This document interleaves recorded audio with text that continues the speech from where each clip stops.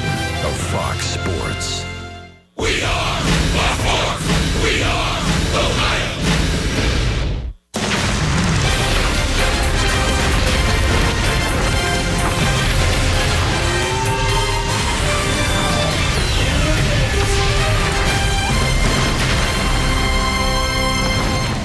Yet again, a sunny, spectacular day in Goodyear, Arizona. It's our final spring telecast of the year as the Cleveland Indians prepare for the 2017 championship season. They'll play today against the Cincinnati Reds. Hi again, everyone. Matt Underwood alongside Rick Bentley. Last year, Michael Brantley was limited to just 11 games. But, Rick, if they can get him back in the lineup, you look back to his previous 2 full seasons, you're talking about a guy at 35 homers and 90 doubles. That's like signing a hitter, a number 3 place hitter to hit in front of Encarnacion. We certainly hope Michael is going to make that opening day roster because this is going to be the second time he's going to play 3 games in a row and see what happens after that. Hopefully he can make that roster. If he's in that lineup, he'll change the whole lineup, for Tito Francona, and we'll see what happens. Final roster decisions are still to come, but it's looking more and more with each passing day like Michael Brantley could be in the Indians' opening day starting lineup in Texas. We're back with today's play-by-play between Cleveland and Cincinnati from Goodyear, Arizona, right after this.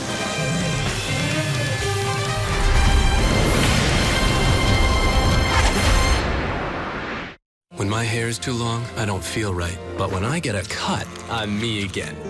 And trust falls?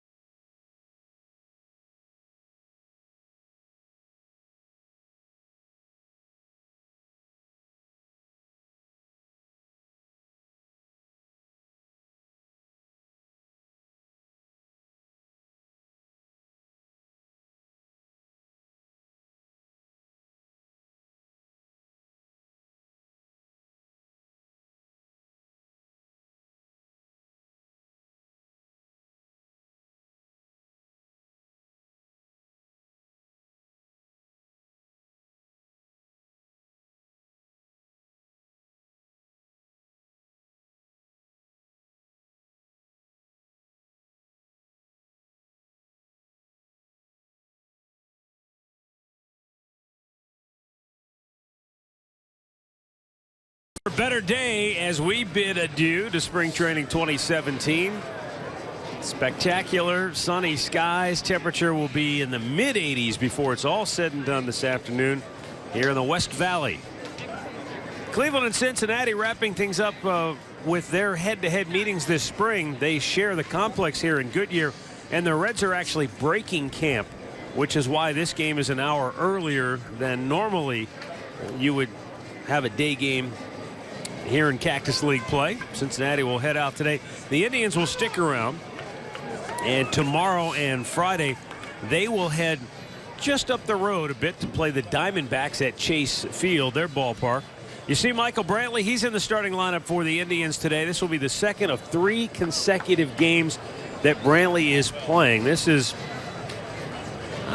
essentially a final hurdle for him to clear. If he can play 3 games in a row without any setbacks or any ill effects, then that could go a long way to determining whether or not he could make the opening day roster. But Terry Francona has been quick to caution, look, that's not the end game here. We're not shooting for opening day. We want him back healthy and able to play on a consistent basis. And because he doesn't want to put the pressure on Michael where he feels he has to be ready for opening day. But all things are pointing that there's a pretty good chance he will be. And, you know, all Indians fans certainly hope so.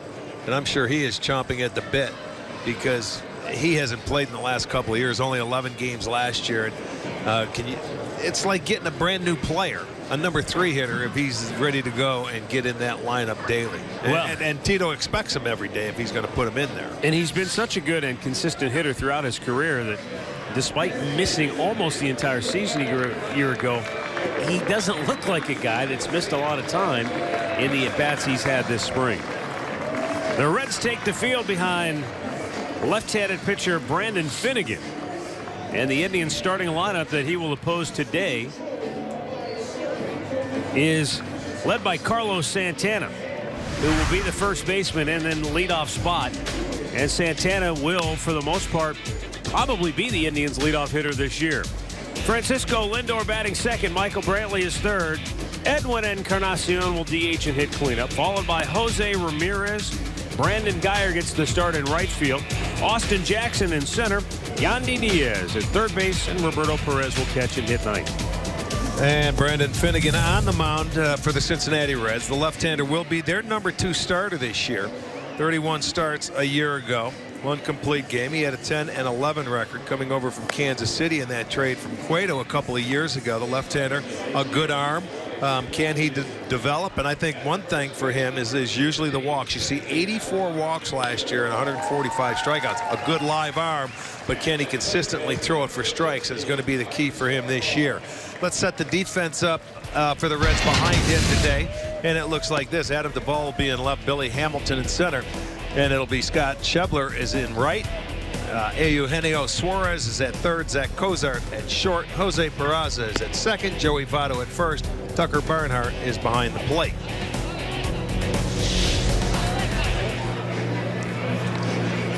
Well, Carlos Santana, as we saw a year ago, not the prototype for a leadoff hitter, but he has a high on-base percentage.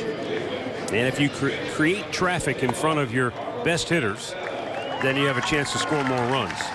And so that's why Santana may lead off, maybe not all the time. Right. He can protect Encarnacion hitting 5th. But I'll never forget the first game that Tito put him in that leadoff spot in Detroit. What did he do facing Justin Verlander? 3-2 count, fastball in, hit a home run in his very first at-bat as a leadoff hitter. Cincinnati will employ a shift for Santana to start the game. What? Jose Peraza, the second baseman, shading him up the middle with the left side of the infield pulled around. Well, speaking of, there it is. Fastball inside, full count in Tiger Stadium. There it is. Shaking the head was Verlander. Santana with a swing and a miss, and he's in the hole quickly. 0-2. On the spring, Santana spent most of it with the Dominican Republic in the World Baseball Classic. So Santana, Lindor, Roberto Perez, they spent a lot of time away from the club. But Santana and Lindor played a lot. Roberto Perez did not. So they've tried to jam a lot of at-bats here for him in the last week of camp. And he's once again in the starting lineup today. Roberto Perez batting ninth. But boy, Lindor has looked very good this spring. He played well in the WBC.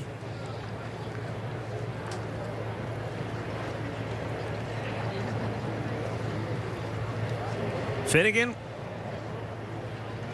up and away, and a count 2 balls and 2 strikes.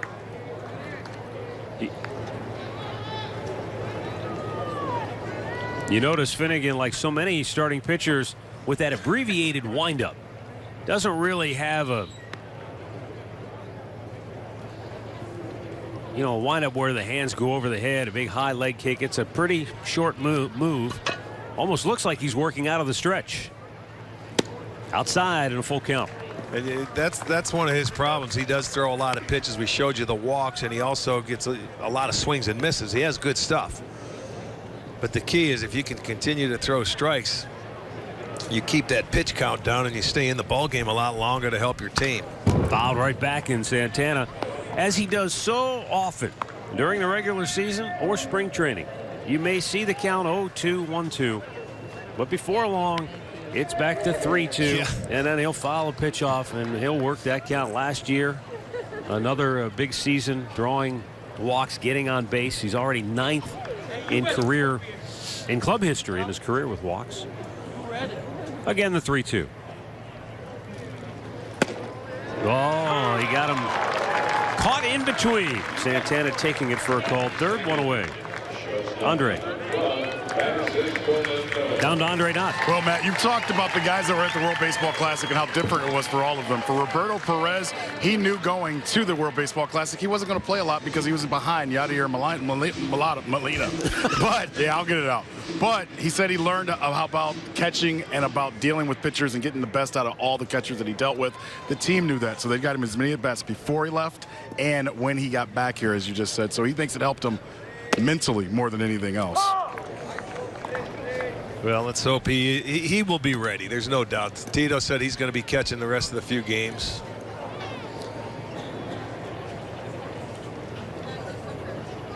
The 0-1 pitch, and it's in there for a called strike. 2 quick strikes on Francisco Lindor.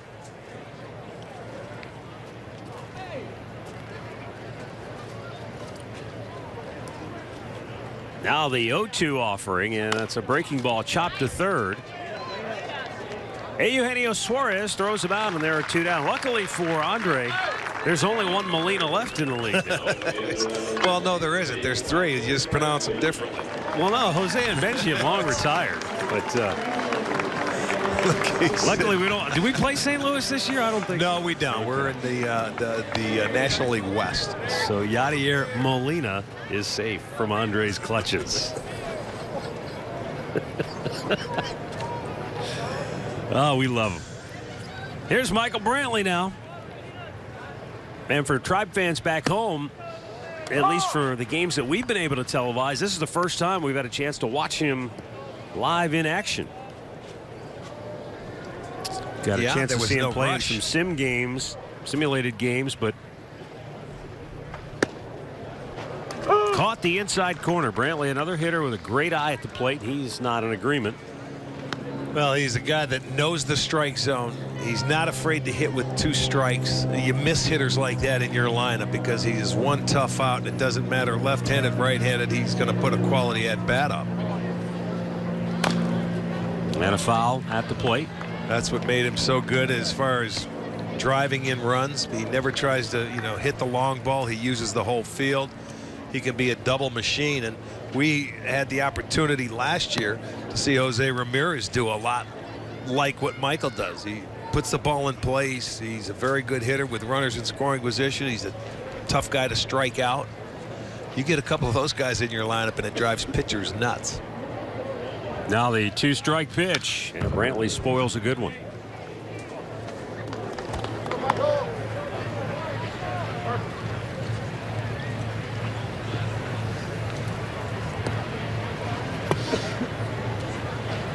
And the thing of it is, when Tito was talking about Michael making this ball club, when he gets out there, he's going to play every day. He won't play him 10 straight days in a row, but he'll still see almost all of the action.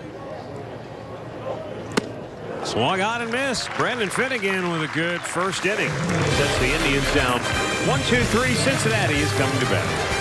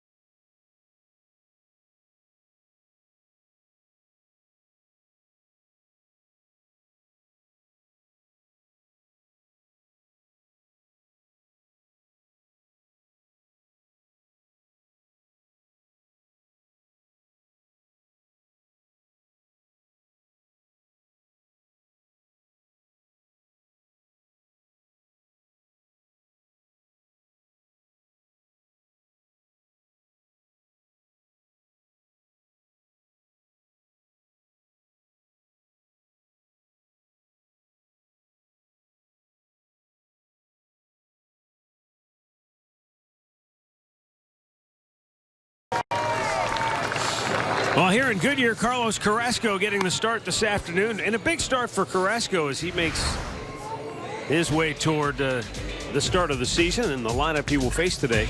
Billy Hamilton, switch hitter at the top. Jose Peraza, Joey Votto, always a tough out. Adam Duvall, Eugenio Suarez, and Eric Schebler. Then it's Zach Cozart, Tucker Barnhart, and Brandon Finnegan. And Carlos Carrasco on the mound for the Indians. It'll be the 6th time he's been out there this year in the spring, and his last time out against the Cubbies went 3 innings, allowed just 1 hit, and pitched very well. Looking for 4 innings today, and then if he pitches well, he can go out in the bullpen and continue his throwing. Strike to the outside corner to Billy Hamilton, who on the spring has batted an even .200. He's come to the plate 50 times with an at-bat and has struck out 14 times. Well, the key for Hamilton, when he gets on base, he certainly makes things happen. Premier base stealer in the National League, and that's, you have to make him hit his way on. You certainly don't want to walk him. And if he bunts his way or chops his way or gets on base, watch out. Missed inside, pushed him off the plate.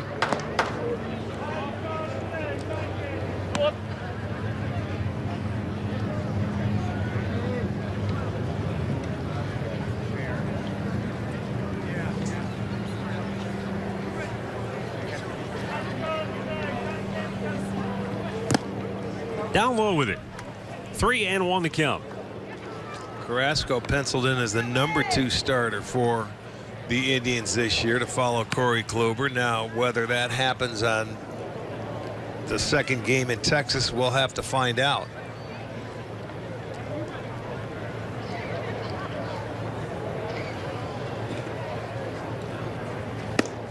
Ball 4, he walks the leadoff man. Not a guy you want to walk. Hamilton with 6 steals on the spring.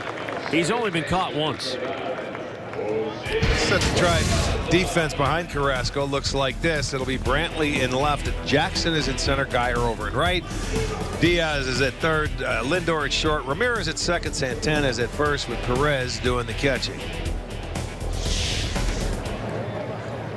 Well, we'll see if Roberto Perez gets put to the test right out of the chute here. Jose Peraza.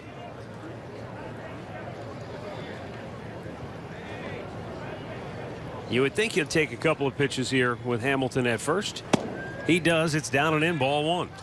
Well, he may take him because Carrasco's having a tough time throwing strikes. And I know what you're saying, that Hamilton may take off, but you remember last year where there was a time where Carrasco, remember how many times he was throwing to first base? He got into that habit or that rut. Yeah. And it was just, it happened for about a 3 or 4 stint start. I think it started in New York.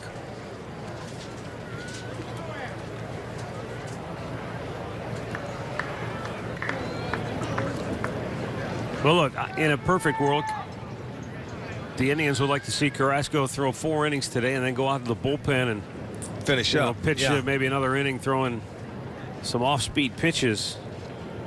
And that, in their minds, I think would alleviate a lot of their concerns over whether or not he's ready to go. And as you pointed out, it's a long season. They'd love to have all 5 starters ready to go. But if you don't, with the off days you have early in the season, it's not the worst thing in the world if you have a guy that maybe misses a turn. Well, especially if he doesn't start with the team, and I'm not saying he is going to be on the DL, but it's only 10 days. And you can go back a ways, from the last time you pitched or something like that. But looking at their schedule, they won't need their 5th starter till about the 15th of April. With the off days. See, that's the one thing a leadoff hitter like this can do. He walked him. It's Carrasco's fault to walk him. You got to make him hit his way on. But then he can distract you. And right now he's trying to find the strike zone. So he's applying the pressure. And the more attention you pay, if he wants to steal, let him steal. Hit well, left field. Back goes Brantley, and it is gone. Jose Peraza with a 2-run homer, and the Reds jump out in front.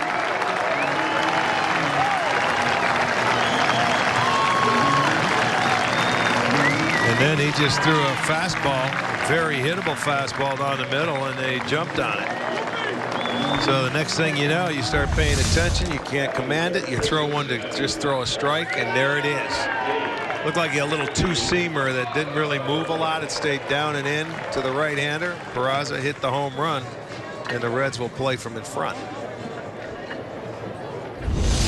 That brings up Joey Votto.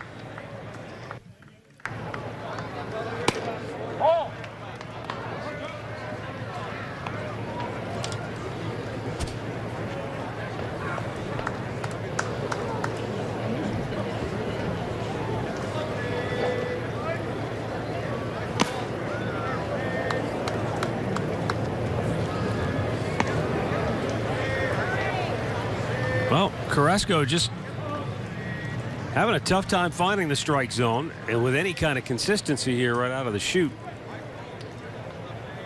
Yeah, and this being one of your last tune-ups, you certainly want to come out and you want to be crisp. You want to be sharp. Got some help there. Votto doesn't do that too often, especially when he has the count in his favor. You can see him talking to himself right now. He's a guy that once he gets into that batter's box, it's his. He rarely leaves it. He stays right in there with that toe hold.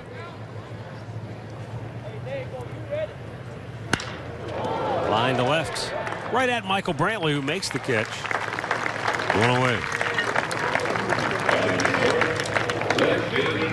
That's going to bring up Adam Duvall with one down here in the first, and the Indians down early 2-0. Today's storylines: where is Carlos Carrasco in terms of his? We know he's healthy, but the arm, is it sharp? Is it strong? Is it ready to start the regular season? And who will be the Indians' opening day third baseman, as that is one of the final jobs up for grabs in the final days of spring training. I think that is the final.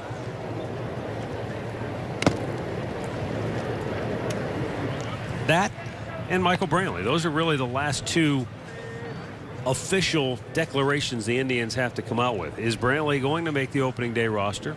If so, that impacts a number of other guys in the outfield mix. And who's going to be at third base? And Tito was saying, hey, we really truly don't know. They've been meeting and they have different scenarios if and when. That is crushed, and it is long gone off the bat of Adam Duvall. Up on the scoreboard. He almost hit himself in the face. He had a picture of Duvall up on the scoreboard, and he hit himself right in the nose. I've only seen one farther in this ballpark, and that was our boy that hit it over. Reynolds. Yeah, hit it over the scoreboard. It's 3-0 Cincinnati. Watch this. Another fastball down the middle. Carrasco didn't even have to look. Just the sound of that one. Watch where this thing hits. You're right. Halfway up on the scoreboard. Even higher than that. Just missed his face. Well, Rick, this is very reminiscent of Carrasco's start a couple of weeks ago over in Glendale against the White Sox. And it all happened in the second inning when he gave up 3 home runs, including a grand slam. And it just, same thing. Pitches right down the middle, thigh high. I mean, it just.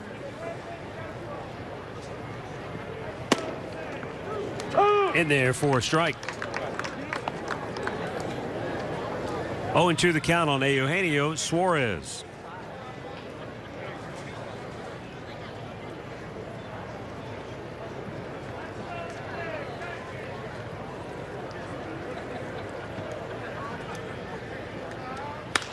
Yanked foul.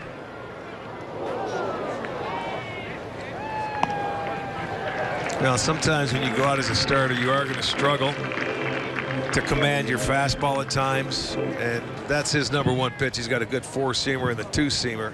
His bread and butter is that slider. Awfully tough to hit, but you can see he's even hanging that, and he just, this inning, just doesn't look sharp. And the second baseman, Jose Ramirez, will take care of that 2 down.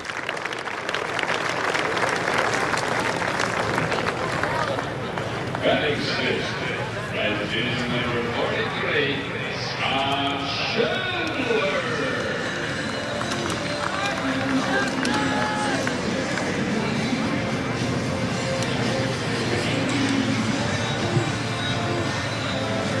Scott Schebler the right fielder.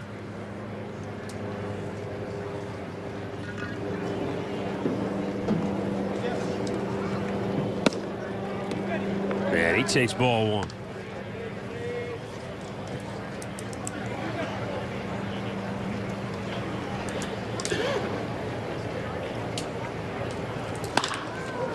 Little blooper, shallow left. Lindor can't get it, neither can Brantley. It will drop. And the Reds keep the inning alive on a little flare right off the end of the bat. Yeah, perfectly placed. Not much you can do about it. I mean, this is a 15 love, served it right in there. You can see the spin on it. It got off the end of that bat, had a little spin to it, so he'll get a single. Third hit of the inning. And Zach Cozart now, the shortstop.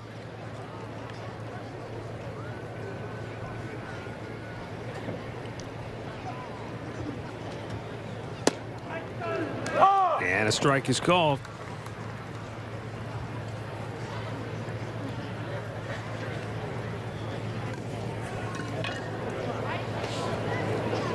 Mentioned earlier, in a perfect world, the Indians would like to see Carrasco go about 4 innings. Maybe finish off his day working out of the bullpen. They're going to smash up the gut. Another hit. Perfect world doesn't look very well today. Reds at the corners with 2 down. And that's what happens, though. I mean, you'll have a plan, but the plan goes up in smokes. And a lot of times in spring training, they had one of these games yesterday. I think it was 13-12 was the final against Milwaukee. There were 5 or 7 home runs. I forget the total number that were hit in that game. Mickey Callaway's going to go out to talk with Carrasco. This isn't about atmospheric conditions. This isn't about the Arizona. This is just he's not pitching well right now in terms of location. That's exactly right. Ball. We showed you the replays. You'll see everything is down the middle. And really, you just go out and settle them down. Hey, come on, let's go. Get this final out, regroup, and go back out and get your work in. This is certainly not the way that Carlos wanted to end his spring.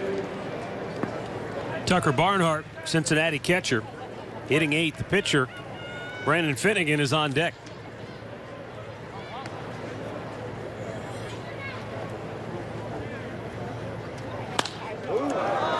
In the right, and Brandon Geyer hauls it in to end the inning. Reds play long ball in the first. Couple of homers. They lead it 3-0.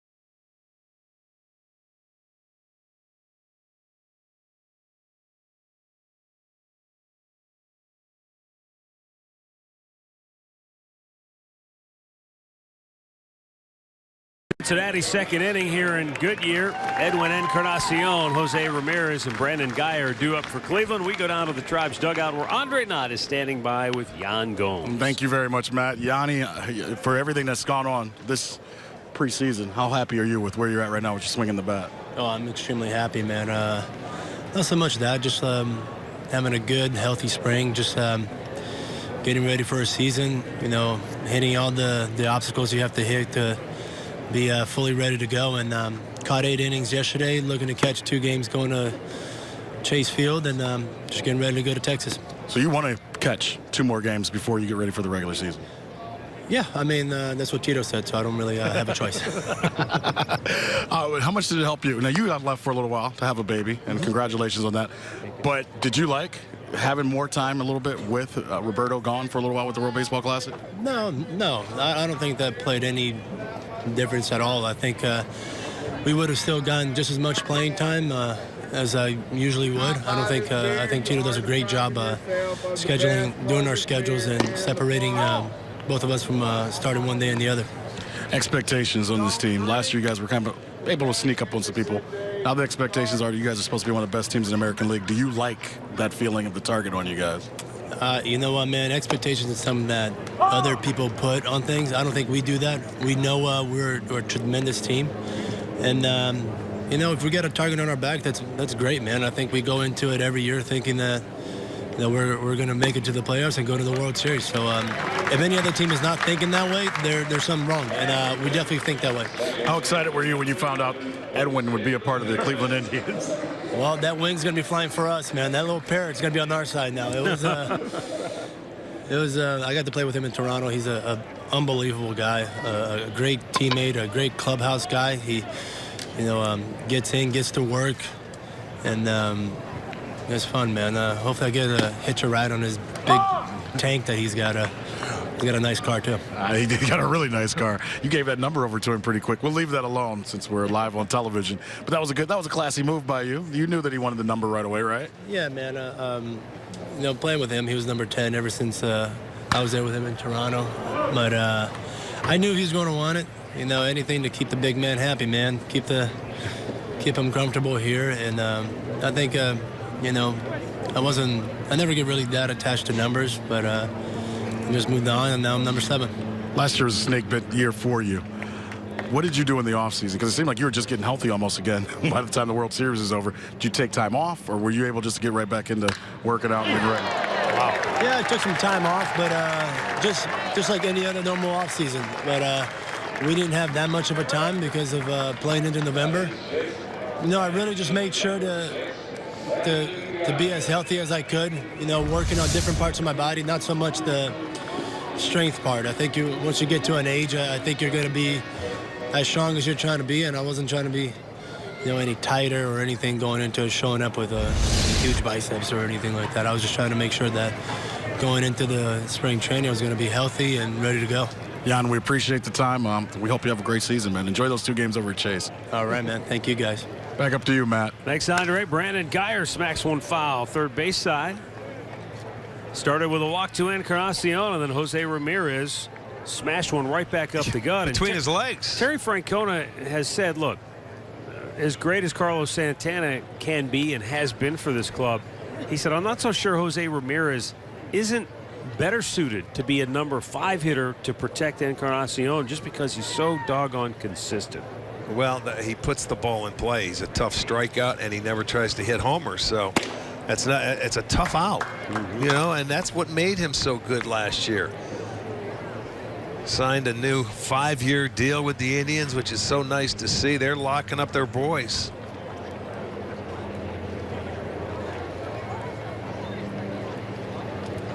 You can hit Jose anywhere, really. He hit in every spot in the lineup last year, if you remember, 1 through 9. And Ramirez, when he gets to 2 strikes, you talk about him not striking out. How about that average? That's unbelievable. That's Major League average is 180. He's 100 points above that almost. 95. That's unbelievable. That's what makes, and you know who else? Michael Brantley is like that. So if you can put 2 guys in your lineup like Brantley, like Ramirez, boy, that's, and you've got some thunder in the middle. with Encarnacion hitting the long ball. Pretty good. Up the middle, and a nice backhanded stop, but they botched the double play and are loaded up with nobody out. It was a great job by Peraza, but on the flip, it was a little wide, and Cozart tried to barehand it, and it just went haywire. I think it got caught in the webbing of his glove is what happened. He went to flip it, never touch it with the hand. He goes to flip it, and what happens, that ball gets caught up at the end of the webbing, and you almost hook it. You know, he couldn't get it out cleanly, so that enabled Ramirez to get down there and beat it out. Probably a fielder's choice. They'll give him an error. But the bases loaded and nobody out for the Tribe. There's a high fly ball, deep left. Back is Duvall, and he will make the catch. Tagging and coming home is Encarnacion, and the Indians are on the board. It's a 3-1 ball game. Jackson with his 7th RBI on the spring. He was informed that he will make the club.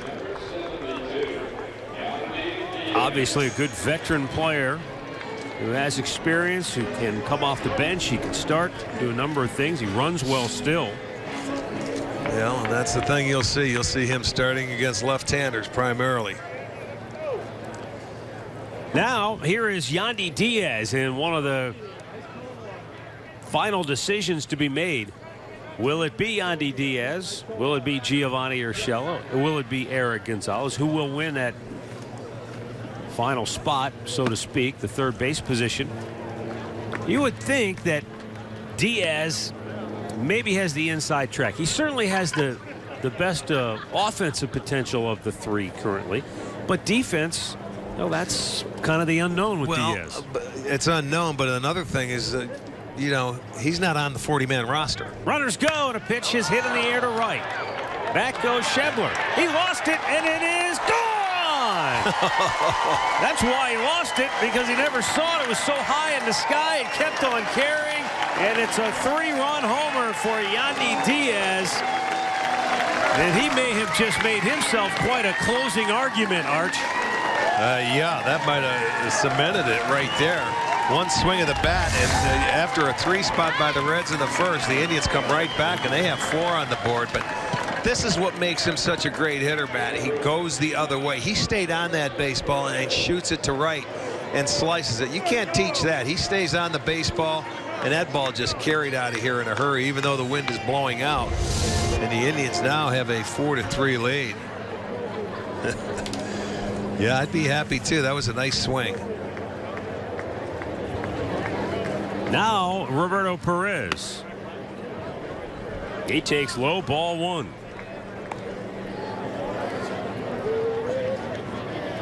We had a game here on Monday night. It was a crisp 2-hour, just over 2-hour game between the Indians and Cubs. 4-3 final.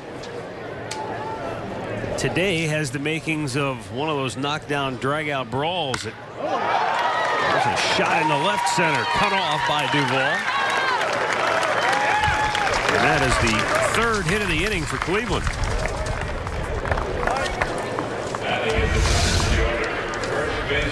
Now, the one problem that Reds people will tell you with Brandon Finnegan is that he gets in control. It gets in trouble with his control. Kind of got a long arm delivery, and when he gets out of whack, look, we talk about it all the time. Control isn't just necessarily meaning you're walking people. It can be wild in the strike zone, and when you miss in the heart of the plate, that can result in hard hit balls. Now Santana, who's called out on strikes his first time up.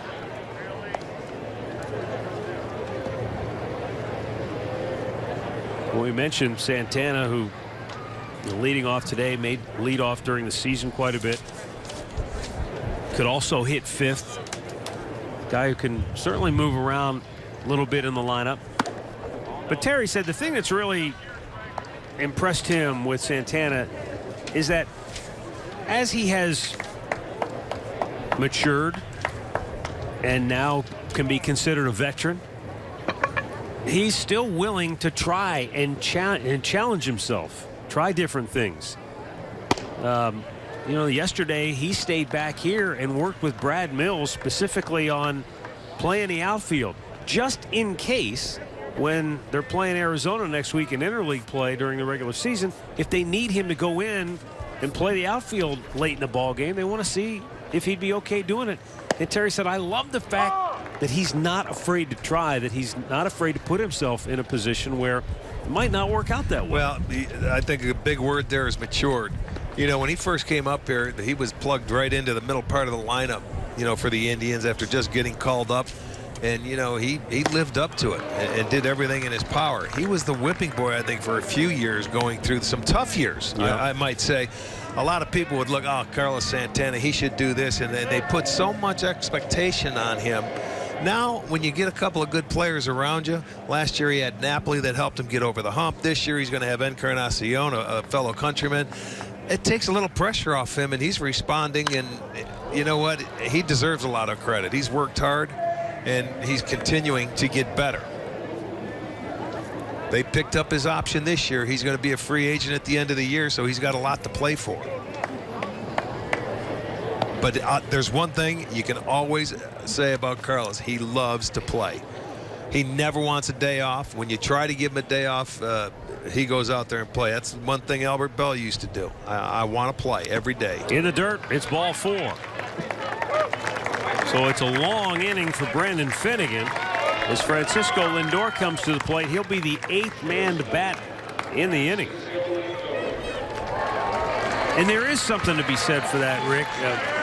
I think most managers would tell you they love a guy who they just can know they can count on every day. Put his name in the lineup every day. Let me tell you, that's managers love that. And I mean, and it's not like because they just want to play. They just come to play every single day. There's aches and pains. Everybody goes through them. Nowadays, you see so many guys missing 2-3 days off for little nagging injuries. You've got to have those guys play every day. 2 on, still only 1 out, and it's ball 1. And Francisco Lindor and Jose Ramirez, they kind of fall into that same category, man. Yep. They don't want days off. They show up to play every day. Think about it. Those are the 3 guys that were there every single day last year. Now the 1-0. Yanked foul and out of play. And that's, you know, that's the toughest thing. You talk to Terry Francona, and he says, I respect everyday players, he says, because it's hard to do, to play every day, to go out there and get it geared up. And nowadays they try to protect you a little more. So if you play between 145 or 150 games, that's like playing every single day.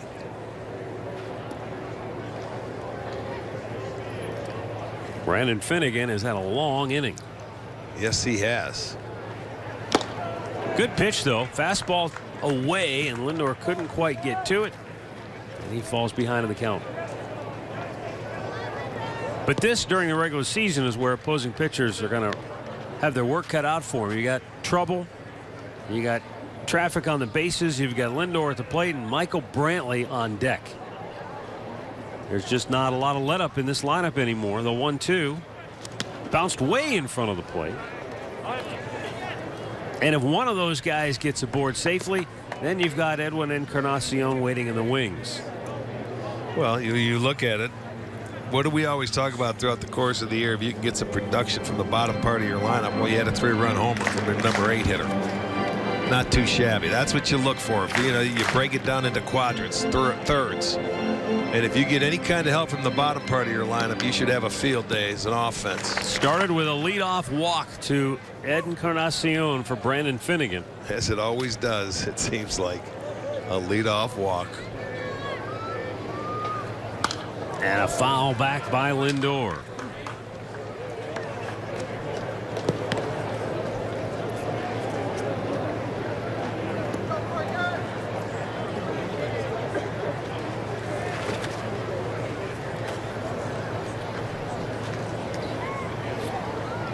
Two on, 1 out.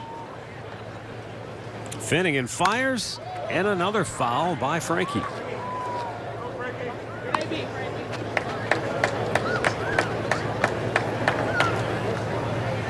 Cincinnati certainly a team that is going through some growing pains, overhauling the roster. A lot of young players, veterans, many of them gone. The 2-2. Another foul. It's going to be a very young rotation, with the exception of Bronson Arroyo at 40 years old, who's made the team, and he's going to be their number 5 starter. Yeah. He's scheduled, I think, to pitch a game down here on Sunday. And we'll see what happens. If all goes well and he comes out healthy, he's their number 5 starter. Once again, the 2-2. Low, full count.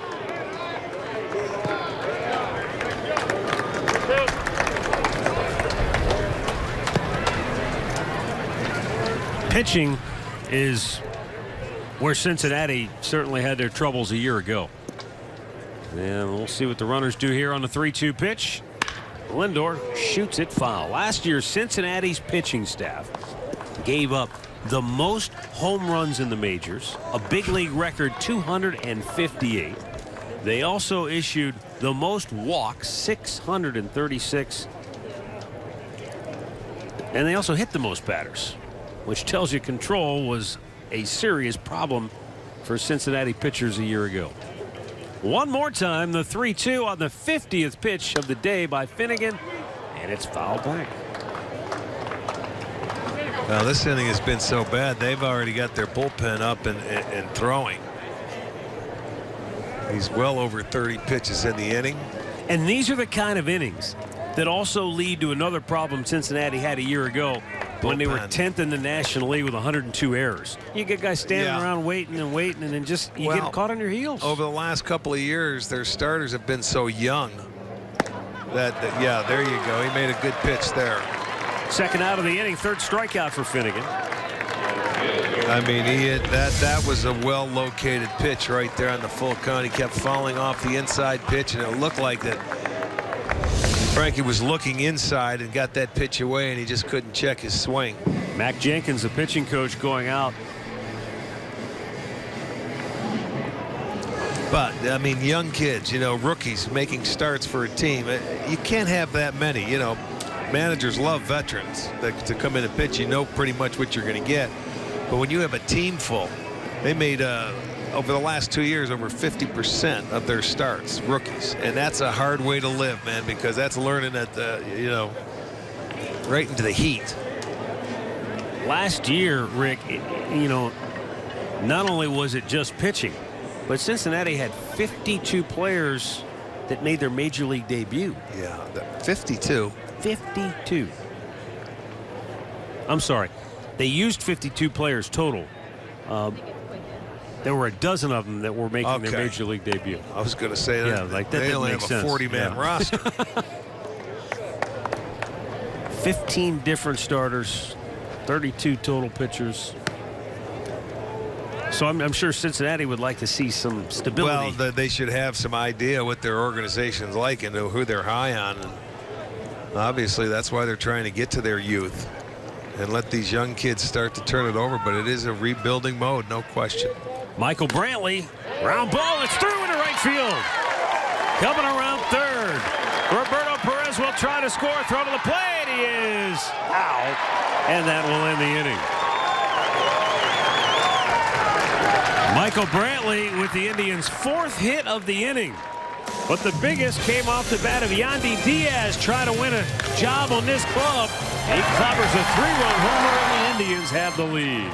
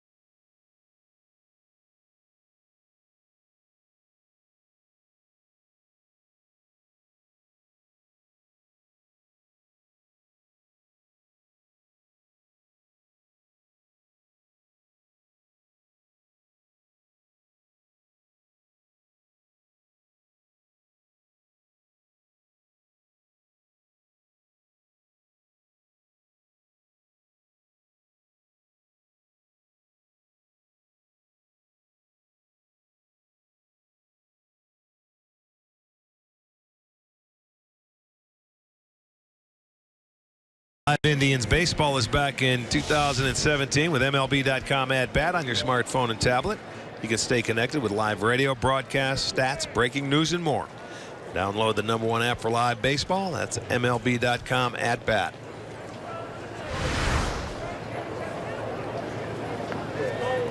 Cincinnati pitcher Brandon Finnegan leads off. Takes a strike. Finnegan was on the ropes. He barely survived that inning. This gives Carrasco an opportunity of new life coming down after giving up 3 in the first. See if he can find some location and stay out of the middle of the plate this inning. And he jumps up 0-2. It's cold beer. It's cold water.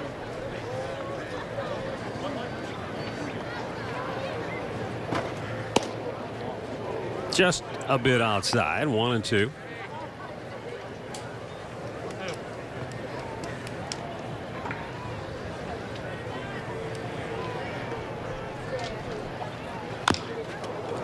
Tops this one up the first base line, and that's well foul. And Finnegan will come back and try it again. You go back to the first, and you can see the locations. A little two-seam fastball. It stayed middle third. He was able to turn on. There's a four-seamer right down the middle, and the big man Duvall hit it off the scoreboard. So that was their 3 runs, a 2-run homer and the solo shot. And the Indians answered back with a sac fly and a 3-run homer by Yandy Diaz.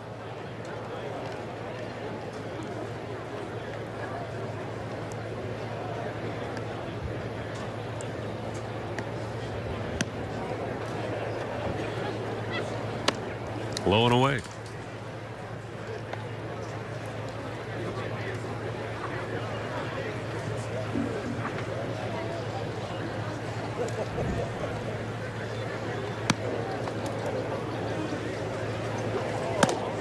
Up and away, and Finnegan swings and misses. First strikeout for Carrasco.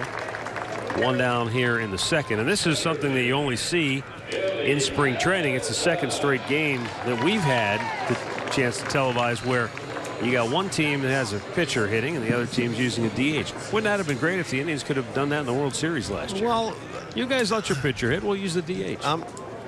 Yeah, normally with the Reds being in the home ballpark, it would be the pitcher hitting. Carrasco would be hitting, but in spring training they let you do it. But I still say it should change one way or the other. Make a decision. The American League is at a disadvantage when they go to National League parks because they never hit. The pitchers don't. Maybe a week before they'll just go into the cage and learn how to bunt. Billy Hamilton shoots it right back up the gut, and the speedster's aboard for the second time today. I don't know if they'll ever change it, you know, but it should be uniformed in my opinion. You want to make a change, make that one. You either go DH all the way or let the pitchers hit. Make the call. I know there are some people who fancy themselves purists and think that the National League way requires more strategy, and they like the pitcher hitting. I don't get it. That's the only place in baseball, isn't it, where the pitcher hits is in the National League. Nice job on a long throw to the cutoff man by Geyer. But Hamilton easily gets to third, and the Reds are at the corners with 1 out. They come right back out swinging the bats well here in the second inning, and that's 6 hits already for Cincinnati. I'll tell you what, Brandon Geyer got to that ball quickly and makes a throw. He slices it down to right field, and that wind is playing tricks. But with that guy, he's going to get to third base anyway, especially if it's not hit directly at you. But Geyer did a nice job of getting that ball and getting it in out in right field. I think these guys are about ready to break camp and watch for a third deck on that stadium, so it's a little easier to judge balls off the bat. Yeah, and you talk about Brandon Geyer. Lonnie Chisnall will start the year on the 10-day disabled list. Right. And I think the hope is that by making it a retroactive move, if all things go well, he could be ready to start when the Indians head home to Cleveland. Opening day, right. But Almonte's been told he's made the ball club.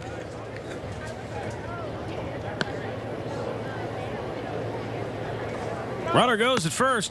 Perez with a good throw down and not even close. Nailed is Jose Peraza on a move that Arch is a bit puzzling because now with 2 outs you don't get a chance for Votto to get a run home with a fly ball that would have tied the game. Yeah, that's shocking unless they just felt like you could steal easily. But with Perez behind the plate, he's got a great arm. It's crazy. You got your best hitter at the plate. Now the 2-0. Swing and a miss. Hey, it's one of those moves. If it works, well, everybody's going, well, now they're just going to walk Votto. And if you get thrown out, I mean, there's not a lot of upside to it, I guess is my point. Well, it's spring training, and maybe they want you to be aggressive and go ahead, and, you know, you're getting ready to head into the season, so go ahead and try and steal a couple of bases. I understand that. Out of play. I think during the year, the only guy that would have taken off in that situation standing on third base. Yeah. Other than that, you don't run with Votto at the plate. You're in scoring position with him in the batter's box when you're on first base.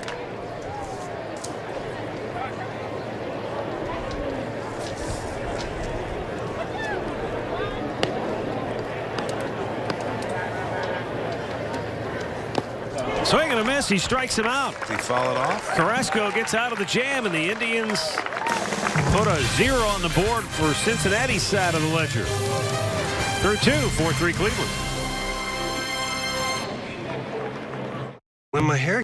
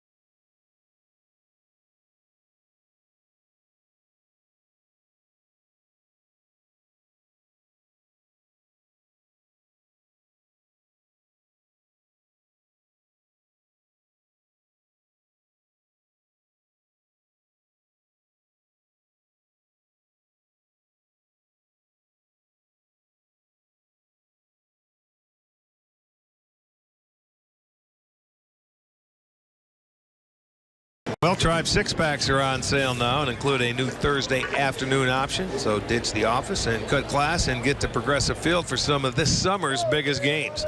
Visit Indians.com 6-packs and purchase yours today.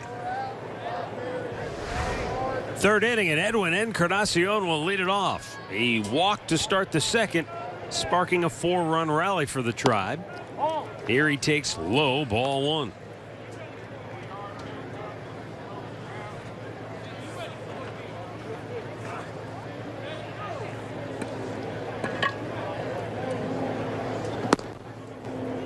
Low again, it's 2-0. And Encarnacion, Rick, the Indians didn't just acquire a rising star. They acquired an established hitter who knows his strike zone and has faced most of the pitchers he's going to see this year. So he's got a good book. Now, not that they don't know him too, but it's nice to get a guy who already has, been around the block a few times and knows what's going on. Well, you plug him in for 30 homers and 100 ribbies. So I think he's had 100 the last 4 straight years, and it was 6 out of the last 7. And he's a threat every time he steps into the batter's box. He's developed into a really good hitter. And you can see patience as well.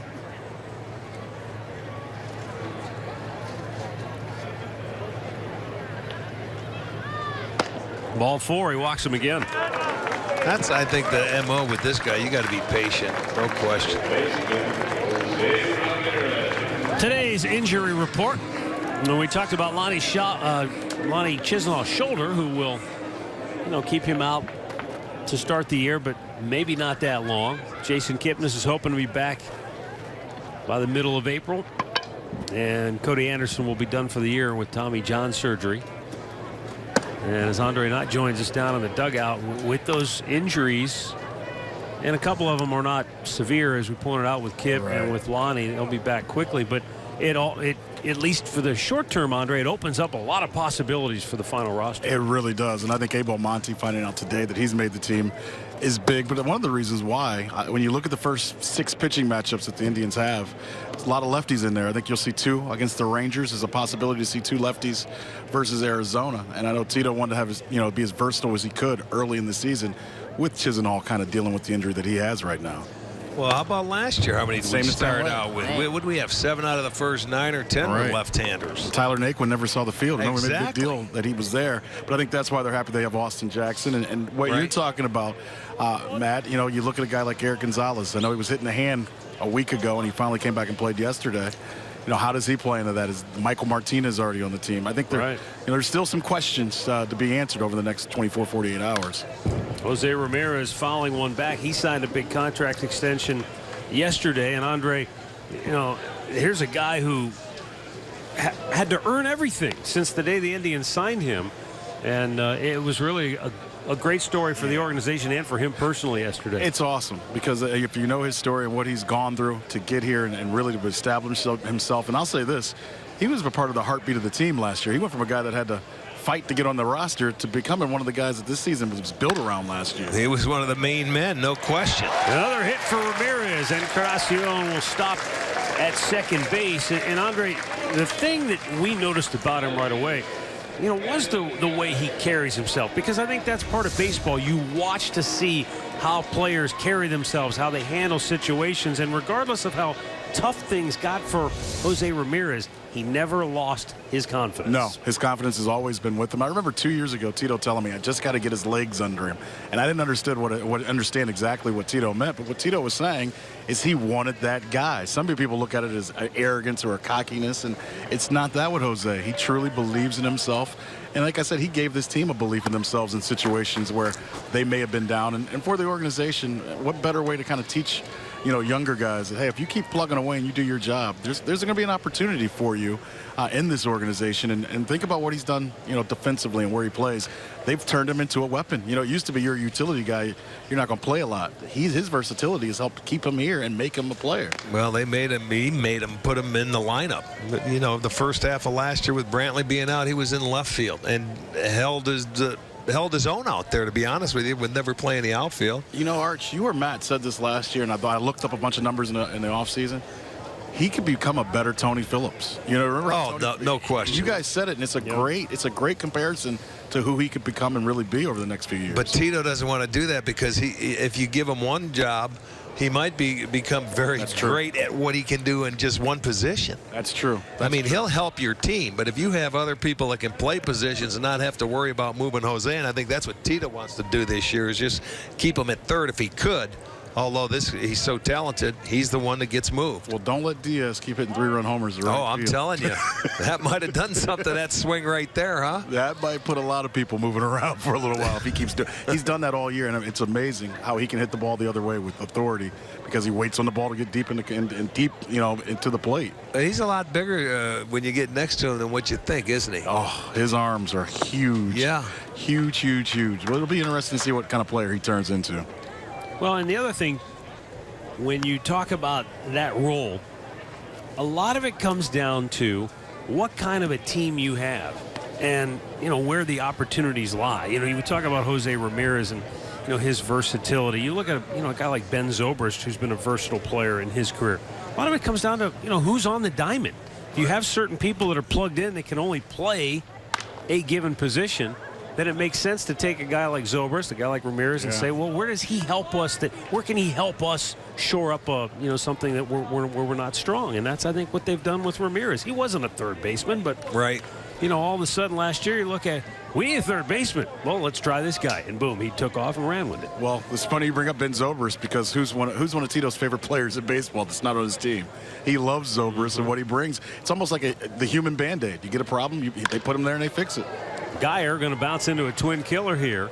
Reds turn 2, and Carrasco goes to third. Andre Knott, of course, will join us throughout the upcoming season. We'll greet you Monday night from Arlington, Texas, where the Indians open up the fence of the American League Championship against the Rangers. It'll be a 3-game series, and that's a good early season matchup, because you got 2 teams that are expected to do great things this year.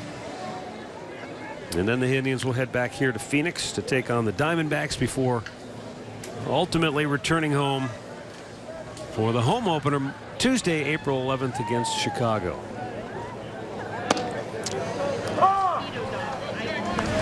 This is what it'll look like opening day in Texas. That should be fun. They say Darvish has been throwing the ball very well this spring. Nice matchup. Brandon Finnegan delivers, and Austin Jackson takes low. 1 ball, 1 strike.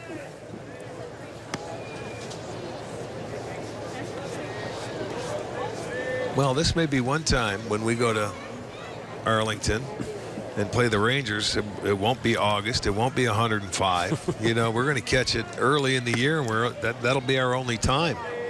Well, the interesting thing is the forecast, and as we get closer to it, it looked like it might be wet. We almost never see a tarp in Texas, but now it looks like that rain's going to be over the weekend, and by Monday, Tuesday, and Wednesday, it looks like it'll be pretty nice.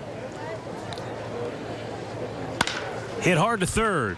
Bobbled by Suarez, but he recovers in time to throw out Austin Jackson. No runs, a hit, a man left. Middle of the third, 4-3 Cleveland.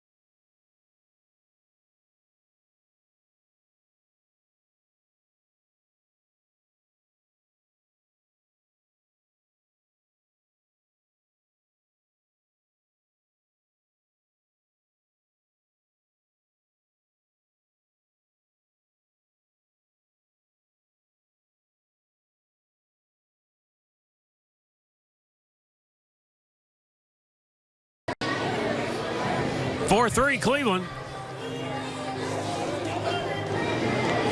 The final game in Goodyear, and you talk about going head over heels. I think that one guy lost right there. I got to get those. I got to borrow those things. Put you and Murph in them. See who wins. There's this thing they call leverage. Murph's got the leverage. Although I could go low and take a knee out. That's maybe exactly right. Get low and low man wins. You'll knock him into left field. I think maybe we want to see you and Andre go. That'll be fine. I'm sure Andre's all for it. Swing and a miss. Boy, Adam Duvall had a huge year for the Reds last season. You know, they traded Jay Bruce, and what did Duvall do? Stepped in, hit 33 jacks. Boy, this guy has some great power. I mean, he can hit a long way. Surprising year, and I mean, no one expected him to do that. He just continued. Hit one off the scoreboard in the first inning. And they will need him to, be that guy that help sustain rallies, batting behind Joey Votto. Well, you get a guy like that and put him in Cincinnati's ballpark, which is a great hitter's ballpark. Yeah. I'm sure everybody knows. It's a nice place for him to hit. Strike called, 2-2.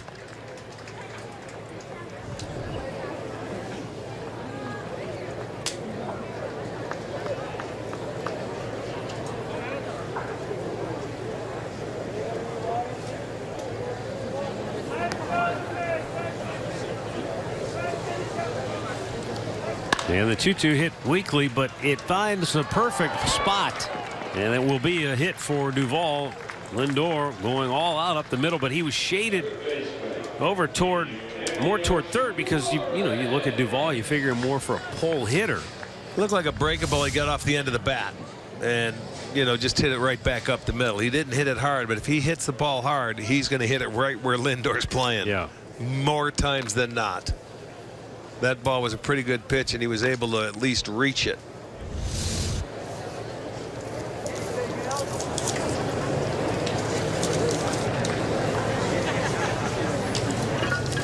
Now I'd have to check because I don't know if the way Lindor was positioned on that play would count as a shift. I don't think so. I don't know that for sure, but I mean, you can play him over in the hole, and I don't. But the reason I bring it up is that last year the Indians were second in baseball after the All-Star break in using the shift to take away would-be hits from the opposition and saving runs. I thought the shift was usually when they put 3 men on one side of the infield. Yeah, I mean, that's what I'm guessing, but I don't know how the guys that come up with these numbers and formulas, I don't know what their metric is for a true shift. Is it if you shade, does that count as a shift, or do you have to be lopsiding the infield? That's a good question. We'll have to ask. We will find out. Well, we got Chris coming on in the 6th, right? Let's ask him. We could ask him. Absolutely.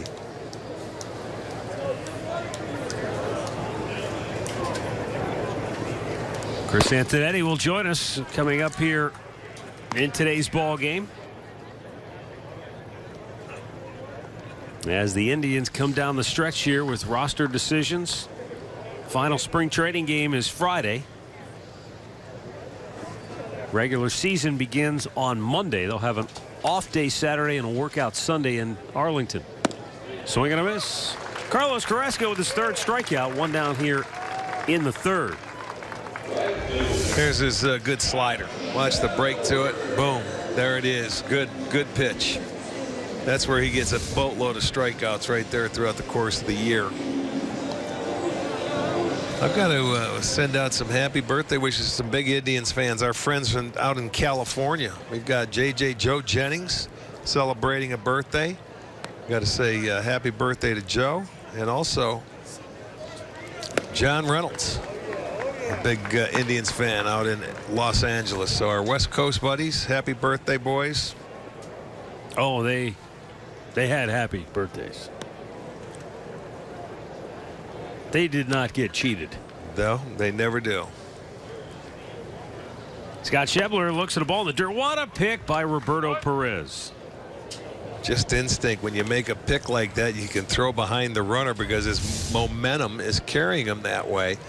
Looked like it might have been a changeup, but he picks it beautifully. And look at with his motion and body going that way, he looked right to first base. You better be ready because he's not afraid to throw, and he has a nice arm. Both catchers for the Indians, him and Gomes. That last play by Roberto Perez, we were talking to Sandy Alomar about that play in particular. You want, as a catcher, you want to move your body and keep your shoulders and get down in a blocking position. But he said if you're set up on one side of the plate and that guy yanks a fastball to the other side, you don't have the time to move your whole body. And he said that's when you see catchers just, I've got to take a shot at it, and they go for that pick. And if you've got good hands like Roberto Perez does, and we've seen a number of catchers around baseball, and Sandy said, look, this isn't a first baseman's mitt. It's not easy to pick a ball like that. I was just gonna get to that point where before. I mean, but it's come a long way with catchers. You see catchers making picks like that a lot more than they used to. Ramirez to Lindor on to Santana. The Indians turn 2 to end the inning. 3 complete from Goodyear. It's Cleveland 4, Cincinnati 3.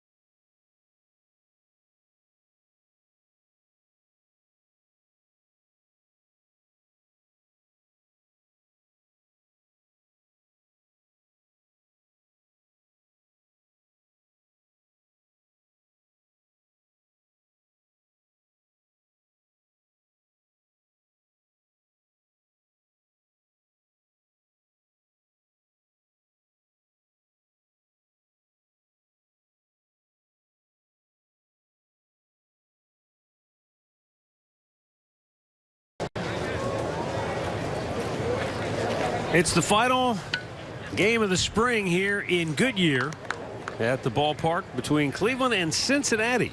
Reds are actually breaking camp after this game. They're going to head north and play a few exhibition games before their season opener. And Yandy Diaz trying to slug his way onto this ball club. That's his second hit today. He's batting over 400 on the spring. And Arch, when you look at his numbers, he's got 41 at bats. And he's got 18 hits, 2 homers. Well, he stays on the baseball so well, and you can see why the Indians just love his bat. I mean, he's got some pop in it, and he knows how to swing it. But defensively, a work in progress. But that doesn't mean that, hey, you can work at it. Don't you worry about it. You can always get better playing defense from hard work. Foul right back by Roberto Perez. It's that old saying, Matty, if you can hit, they'll find a position for you. And this guy can hit.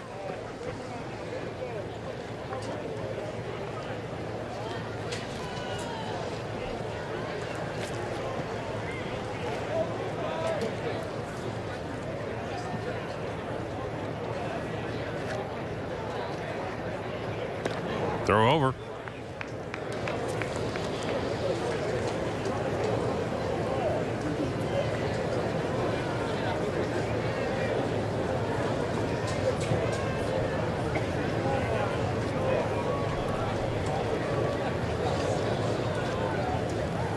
Another throw, and Diaz back standing.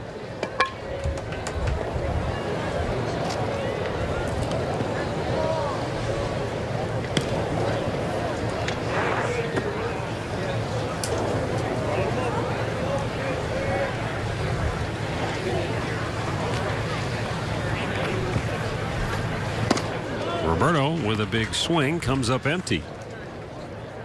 Roberto Perez base hit into left field. His first time up. Tito was a little bit concerned when Roberto came back from the WBC because he just hadn't played a lot. But they were able to get him a lot of at-bats in a short period of time, and they feel like he's more than ready to go. And, hey, in this day and age when teams are looking for catching help, the Indians have a nice little luxury with 2 very good catchers.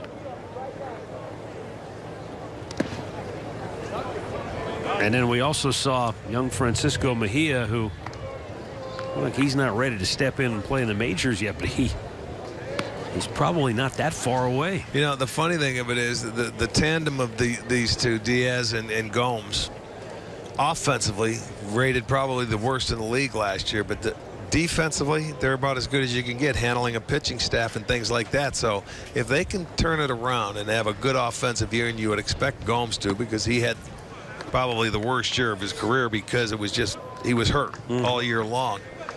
And Perez, the same thing happened. He got hurt. Boy, if these guys add some offense, it's just going to make that. And we were second in the league in runs scored last year, and you had difficulties hitting from your catching position.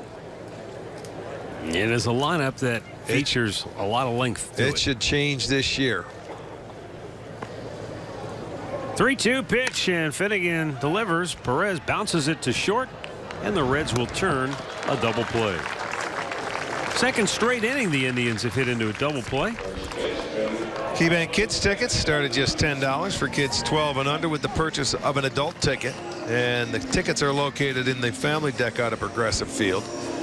Kids tickets only available at Indians.com. Up Cubs, Carlos Santana. Called out on strikes in the first. He walked in the second. And he takes inside for ball one.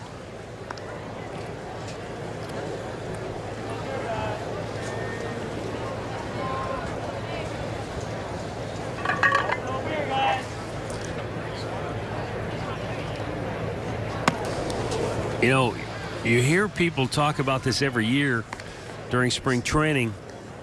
The fact that you cannot simulate major league game in spring training. It just, you're never going to have the kind of intensity that you have in a spring training game that you'll have during the big league season.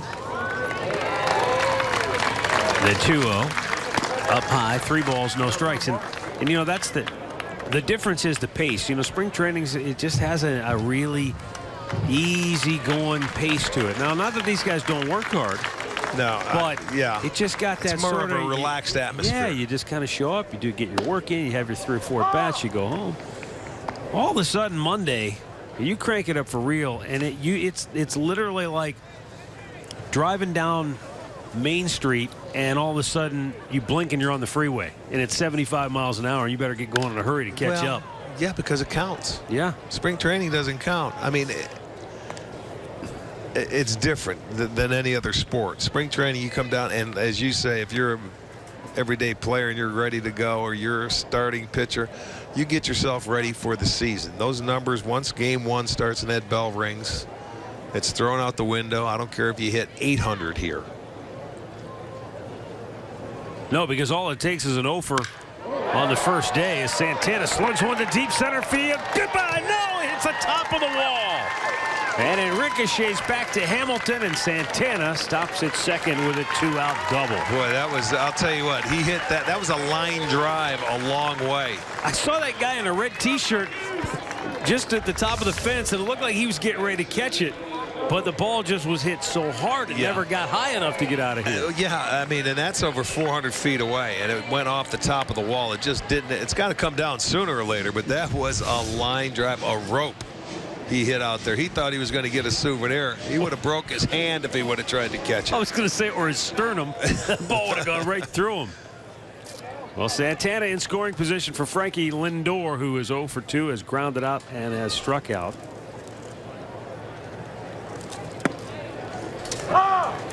You know, Matt, you made a great point about the difference in spring training and regular season games, and I'll never forget, different sport, Ryan Tucker, the old tackle for the Cleveland Browns, told me, first time he played in a preseason football game, he goes, man, this is fast. He goes, in the regular season, he goes, this is too fast. And he goes, but then you get to the playoffs, and he goes, and it's the speed that you never have known before. And the hitters tell you the same thing about seeing sliders and curveballs. And he goes, they're just different when the season really matters. Yeah, that's so true. It's a quick game to begin with, but it gets a little bit faster when everything matters. Well, Andre and Arch, the question I have, and here I go again, bringing up a story with 2 strikes and 2 outs. Well, then save it. Why don't you save it? There's the 0-2. Line drive to third, and it's caught up by Suarez. Yeah, you're glad you did now. We'll continue this conversation right after these commercial messages.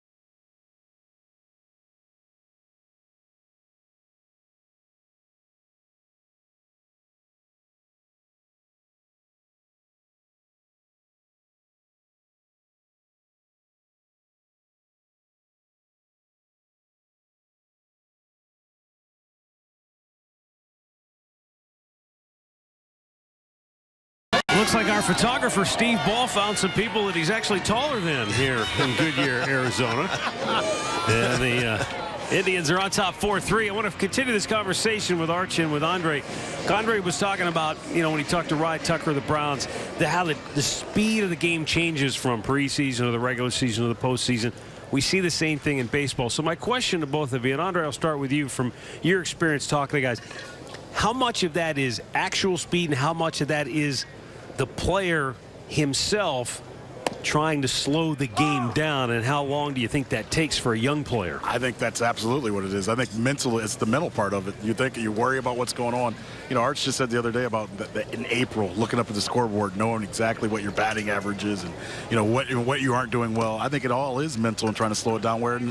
I think it's easy for these guys. I mean, I'm right next to these guys. You strike out, you hit a double, you come back, you laugh and talk about what happened, get a drink of Gatorade and run back out there. It's not like that come a week from now. Guys sit here and break things when they strike out.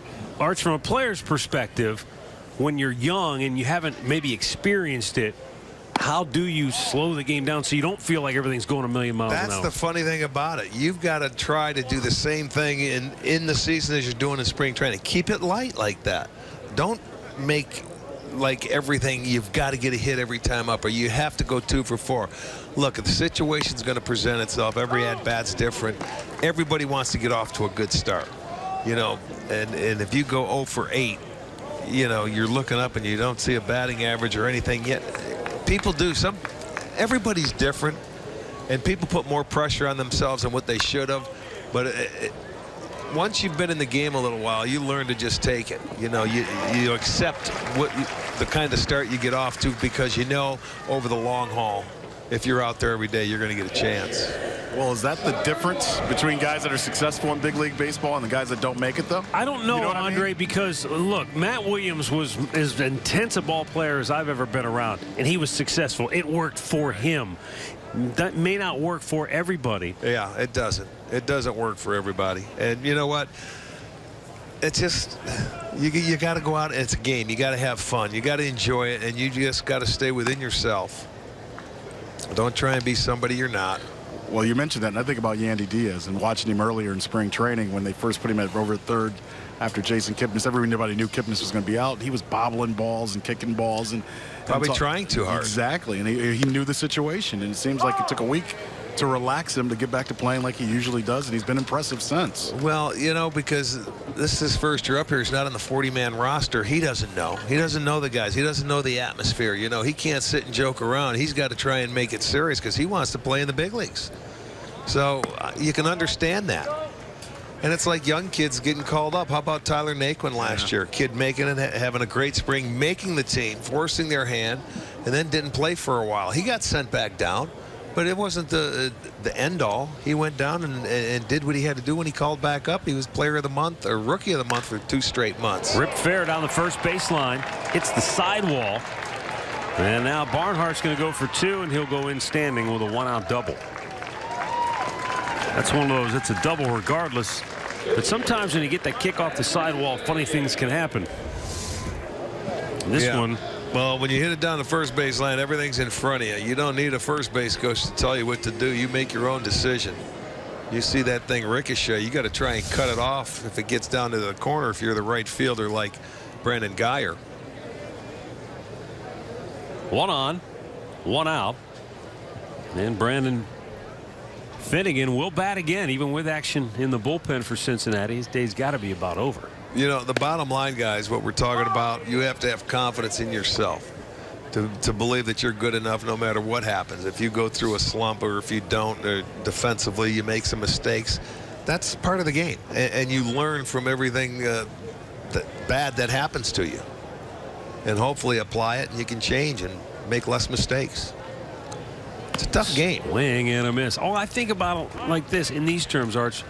When you're confident and you know what you're supposed to do, you don't think, you just do React. it. When you don't know, it's kind of like if you're in team calisthenics and you're a kid or you're a rookie, you're looking around and see what everybody else is doing to make sure you're doing the right thing. You're late. If you're late, because the minute you look and think, you're late. Yeah, you can't. You just make reactions, and you know that comes from preparation and things like that. But if you're talented, which most of these guys are, they'll get it.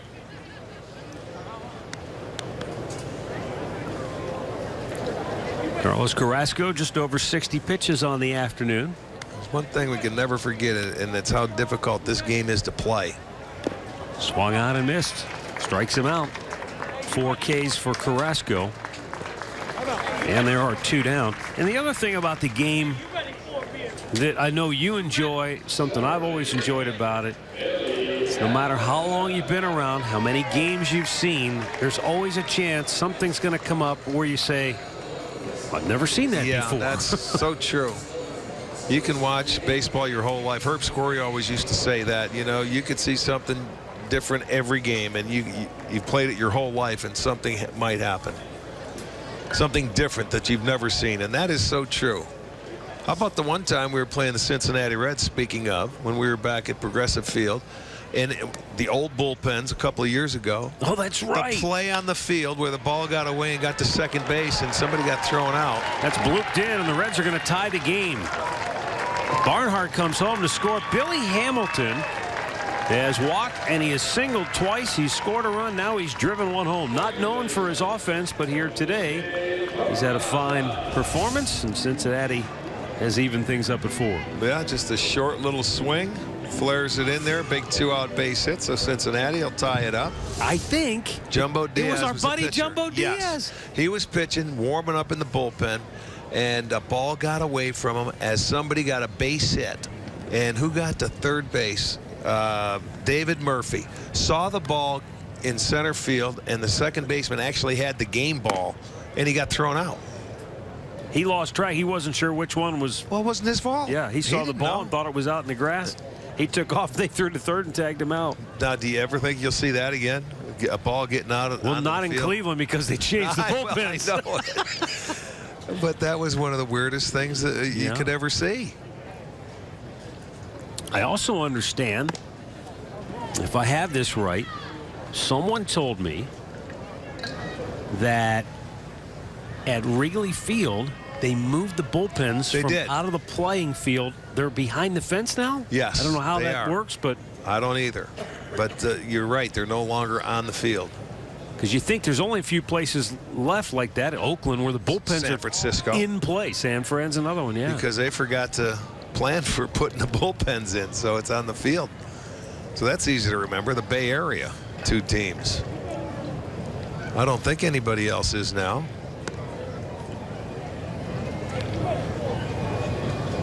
Tampa Bay.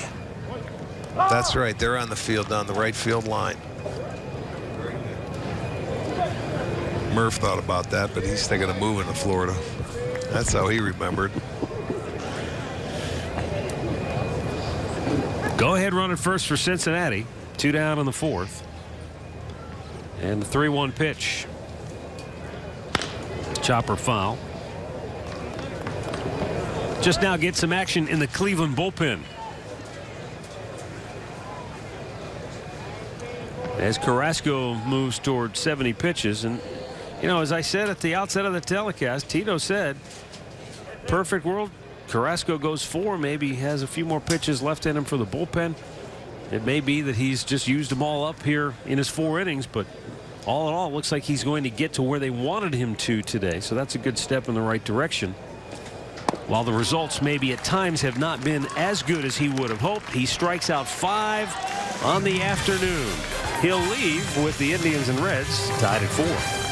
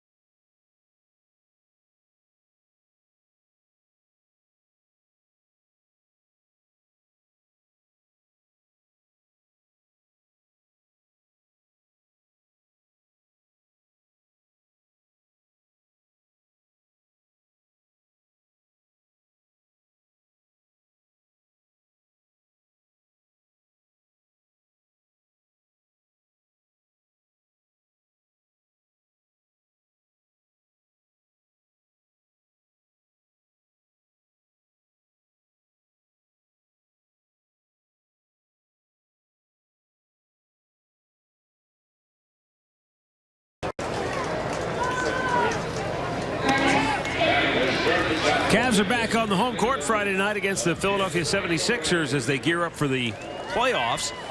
Cavaliers live with Jeff and Campy gets the night started at 7. Tip off with Allie, Fred, and Austin at 7:30 on the home of the Cavs, Fox Sports Ohio. New pitcher for Cincinnati was right-hander Lewis Coleman. Brandon Finnegan went 4, allowed 4 runs on 7 hits, walked 3, struck out 3.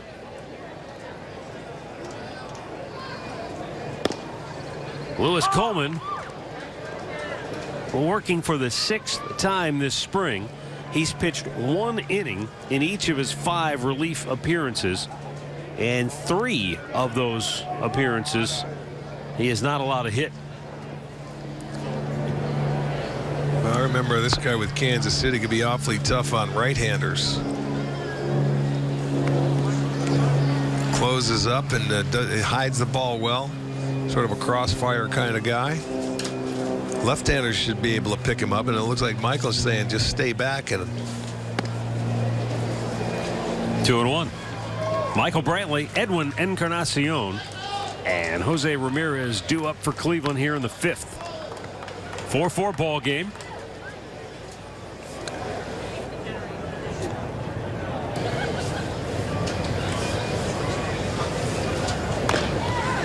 Fouled off.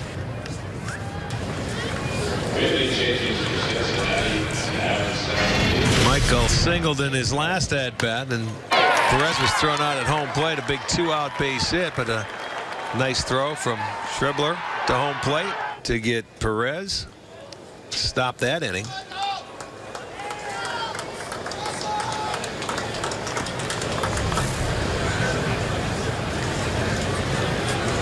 High fly ball, deep center field, and gone.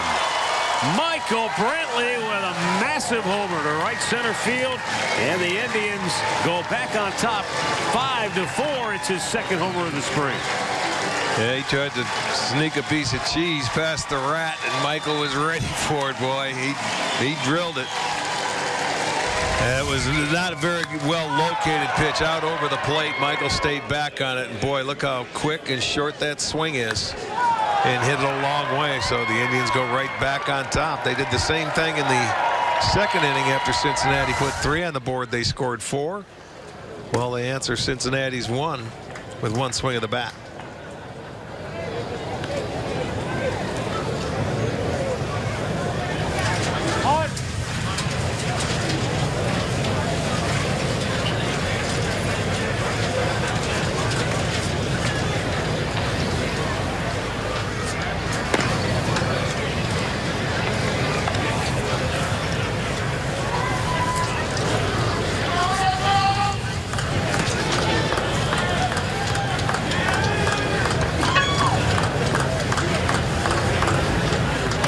Carrasco chopping one foul over toward the Cincinnati dugout.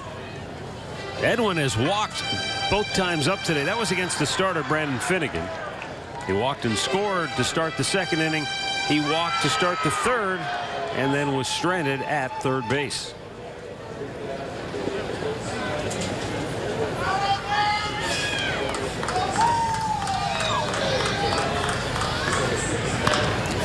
Chopper to third base. Kivlahan throws over. 1 away. That's Patrick Kivlahan, who's come on at third base. Arizmendi Alcantara is now at short. Scooter Gennett is at second base. And then in the outfield, you can see they've got Tony Renda, Zeke White, and that is Sebastian Elizalde. Well, Matt, I can tell you're ready for the season because you got those changes quicker than you have all spring. You're ready for the season, my friend. It is time to go.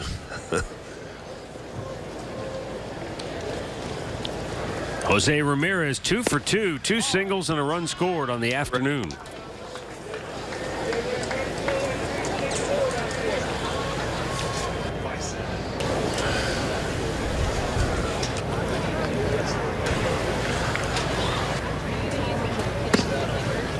Caught the outside corner.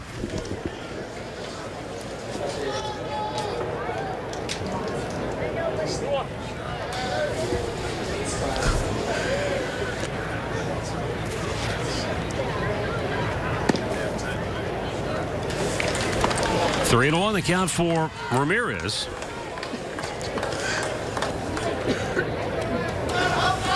Brandon Guyer waiting on deck. Man, that's a foul back.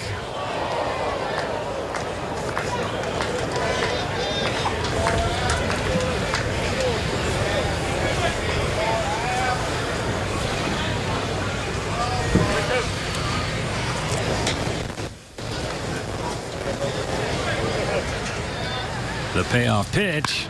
And there's a line drive left center field. That's in the gap. That's going to get down and go to the wall. Watch Ramirez take off. He'll hold at second base with a 1-out double.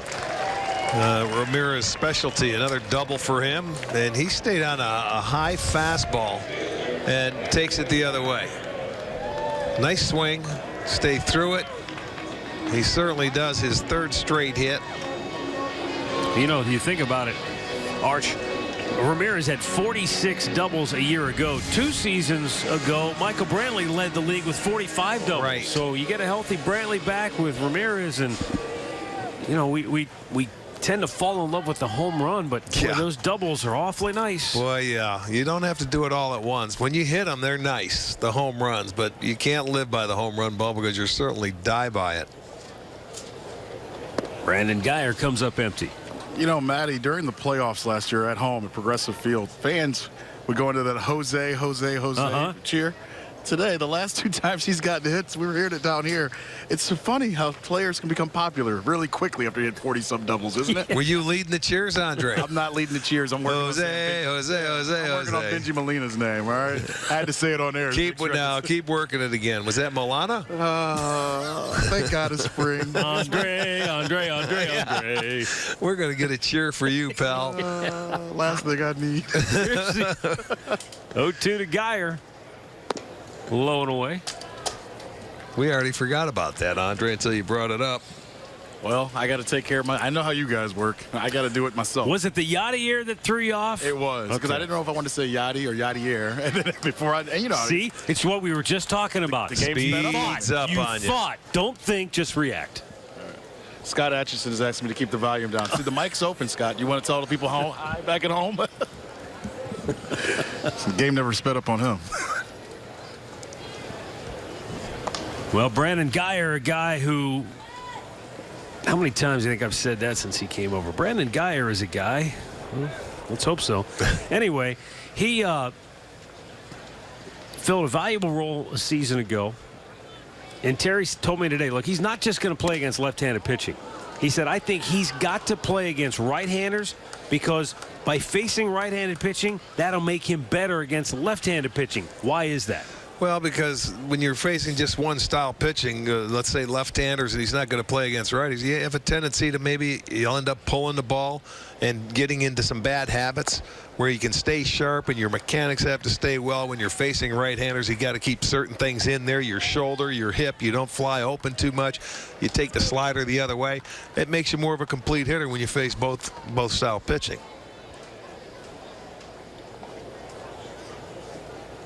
The 3-2. So while it will be somewhat of a platoon system, Terry told me, look, hey, Austin Jackson's going to play against lefties, but there will be some right-handers he'll play against. Pick and choose. They know the guys that they've had success against before because they've been in the American League, they've been in the Central before. They pick and choose the right pitchers that they're going to face. With the numbers that are out there nowadays, Matty, it's no secret. Nobody has any secrets anymore. Oh, liftoff. Geyer crushes one to the berm and left. That's why he's going to play against righties. Second home run of the inning for Cleveland. Geyer's second of the spring. It's a 3-run fifth for the Tribe. Yeah, I picked on a hanging breaking ball from Coleman, and he certainly knew it. He's a strong guy, too. And watch this pretty swing. They want the breaking ball away. Didn't get it there, stayed middle in, and he knew it as soon as he hit it. He just dropped the bat and makes your trot. That's nice to hit a couple homers before you leave spring. As a ball player, you want to hit a home run before you leave camp. You also, if you're a base stealer, you want to steal a couple of bases. There are certain things you want to do to say, okay, I'm ready to start the season now.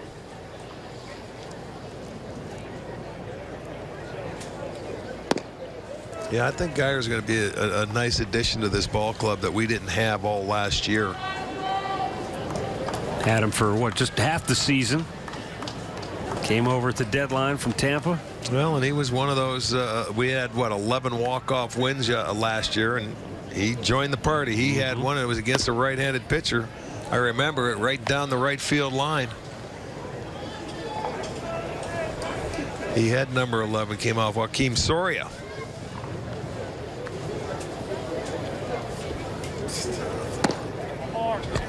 And that's ball 4 to Austin Jackson. So not a good outing for Lewis Coleman, who's given up 3 runs on 3 hits, and now he's walked a batter. And he's already thrown, as you can see there, nearly 30 pitches.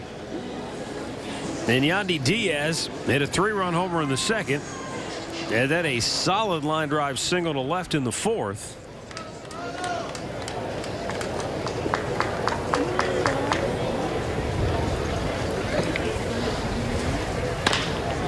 Chops one between third and short. Alcantara to second for one on to first. They will not turn the double play. There are, however, 2 out in the inning.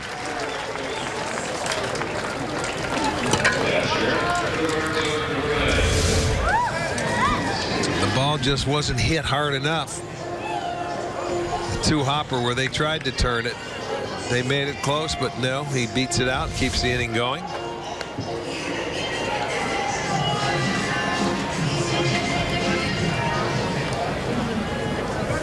Roberto Perez a single in the second, and then he grounded into a double play in the fourth. Had Cincinnati turned that double play, that would have been the third straight inning that they had turned in a 6-4-3 double play.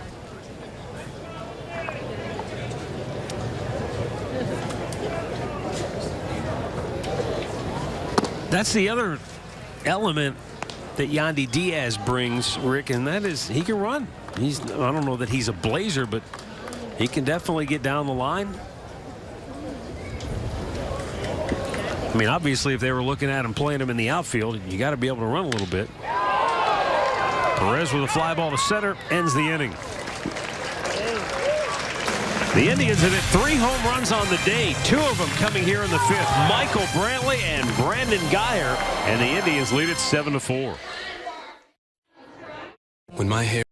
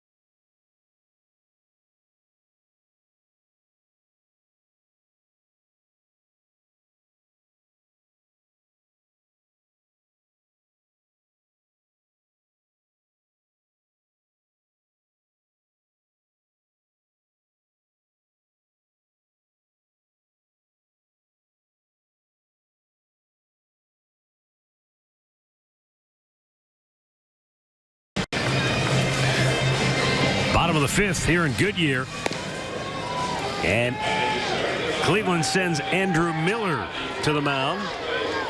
What an addition he was a season ago.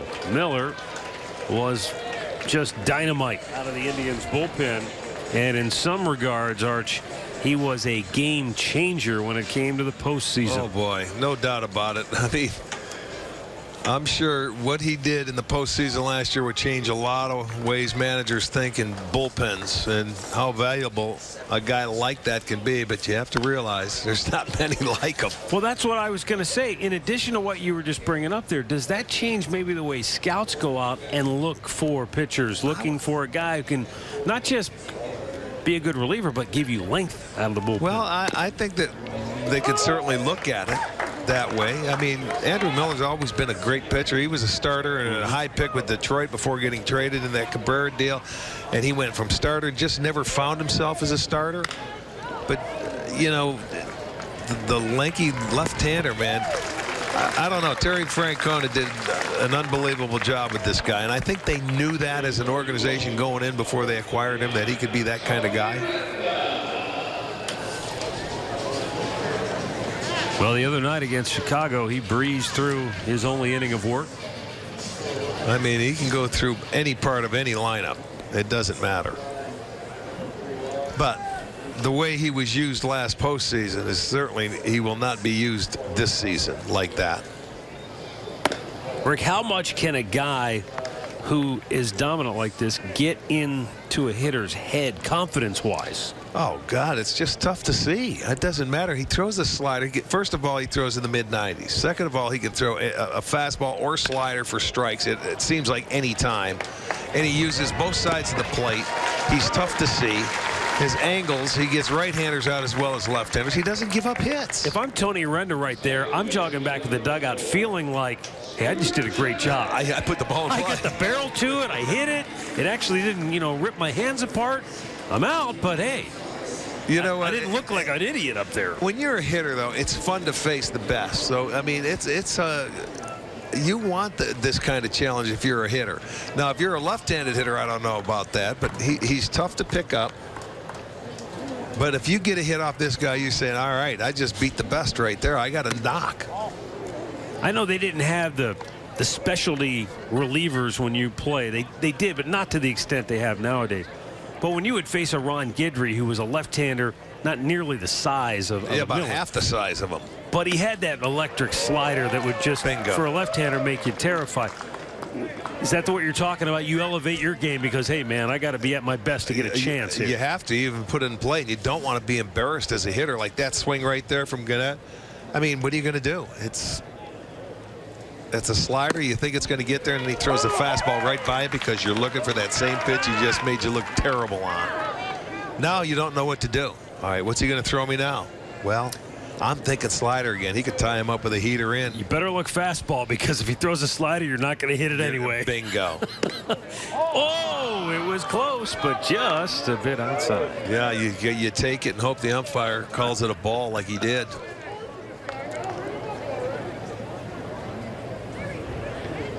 Scooter, or rather, this is Scooter. This is Jeanette. Scooter, yeah. Popped him in the air. That's a outfield. good job. That ball's carrying a long ways, and Jackson lost track of it, and it is gone. How's that for an at-bat with 2 strikes? And I mean, that ball carried, and it looked like Austin Jackson had a tough time finding it up in the sky. But there was nothing he could do about it. That ball just kept right on going. It was a fastball from Miller. Let's see. He waits on it and waits on it, and there it is. You see where Perez had to reach back and try and catch it, and he takes it the other way and had a lot of carry to it. So you tip your cap right there. I don't want to take anything away from Scooter Jeanette, but it just didn't seem like that ball was going to carry that much. Well, look who's supplying the power right there. Miller. It was probably a mid-90s fastball. This is Patrick Kivlahan.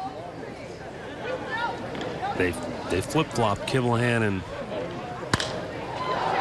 there's a fly ball right center. And Jackson this time is there to make the catch. Reds get a run on a wind-blown homer. It's 7-5 Cleveland through 5 in Goodyear.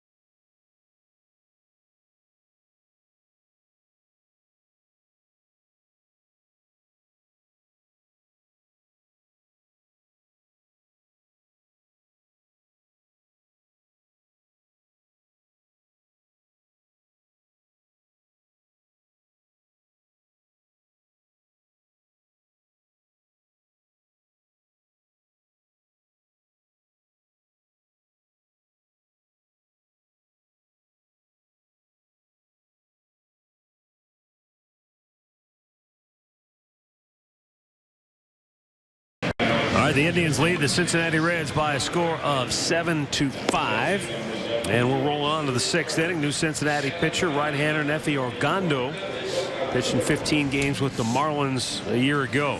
Let's go downstairs to Andre Knott, who's standing by now with Andrew Miller. Thank you very much, Matt. Andrew's trying to get out of here. Leave us alone. Let us work. Scott Atchison. This is why we keep him out and don't let him out there. How do you feel right now after going to the WBC? I feel great, honestly. I feel like my last couple outings, despite the homer I gave up today, I feel like I'm where I need to be. The ball's coming out. It's going where it's supposed to for the most part, and I feel ready to go. I think, we're all ready to start playing games that matter. Great at bat, but that seemed like a pop-up off the bat. What is it like being on the mound here and seeing a ball like that and seeing it carry out? You hope to get those out of your system in spring training. They don't really count. I think, Arizona, the ball travels pretty well, and they put together a good at bat. He let off a good pitch before, but I think most of the time that's going to be an out in the games when it matters. So I'll take it. I'm happy with where I'm at physically. Have you settled in from going to the World Baseball Classic, traveling around with that team, obviously the emotion of that, to now being back with your guys? Has this week been good for you just to kind of settle back in? Yeah, it's been great. I think I couldn't have scripted any better in the sense of coming back. I got a minor league outing, and then I've had 2 big league outings where I felt like I've worked well with Berto, and I think getting back here and getting work in and getting ready for the season is worked out really well. How happy were you with it? You saw the team go out and strengthen not only the offensive side, but then they go out and they help you guys with the bullpen and get a guy like Boone Logan. What was that reaction for you to see another lefty come in with the team? I think it's great. I think, left-handed, right-handed, Boone's been really good for a long time. He's a veteran presence, and, I think obviously, Edwin gets all the notoriety for what we brought in, and deservedly so, but I think over the course of the year, Boone's going to help us out a lot. He's going to take some stuff off the plate of other guys and go out there and help us, and we know we're going to get out of him. I know we're not going to see for 162 games you get used the way you were in the playoffs, but have you and Tito talked about, or have you talked with Mickey, how they plan on using you throughout the early part of the season? Yeah, a little bit. I think certainly we're not expected to do what Brian and Cody and I did throughout the playoffs, but we're gonna be used in different ways possibly, but it's not going to be extreme at the start of the year. We appreciate you taking the time out, man. Take care. Thank you. Back up to you, Matt.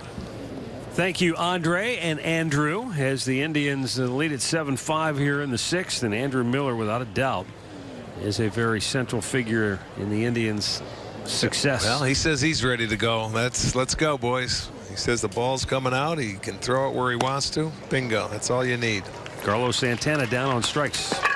Ogando gets the punch out, 1 down.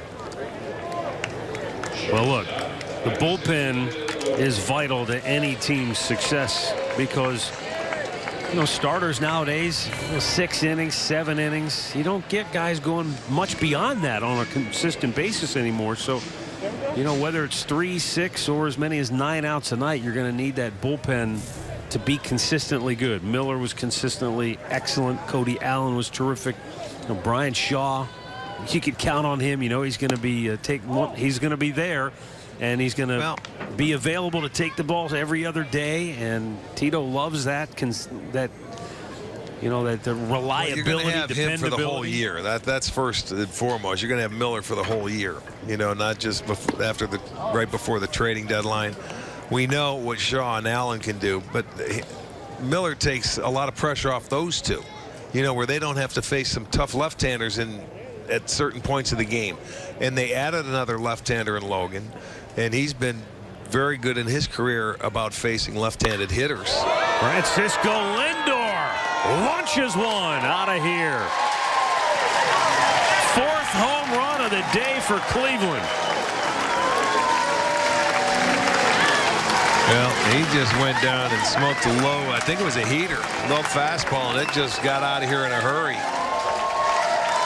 So Lindor gets a solo shot. Makes it 8-5 game. Watch him just drop the barrel head of the bat on this pitch down. Boom. See ya. See how nice and smooth that swing was. Under control. Good balance. Ball just jumped out of here. Brantley has one of the 4 home runs for the Indians as well. And now he's got himself. Well, it looked like maybe he had a base hit, but a terrific play by Scooter Gennett, who went up the gut and stole one from Brantley. Yeah, that would have been his 3rd hit of the day. That was a very nice play. He's ranging to his right. He's going to make the slide, get back up and make a throw. Very good play to take a hit away from Brantley. That's the nice thing for a second baseman. You can go as many as 4 full strides either way and still have a chance to make that play because of the shorter throw. On the right side of the field. Yeah, you can't do it on the left if you're the shortstop. A lot tougher. Either that or you have to have a cannon. Tyler Naquin getting his first at bat of the day. Coming on for Edwin Encarnacion, who walked twice and grounded out in the DH role.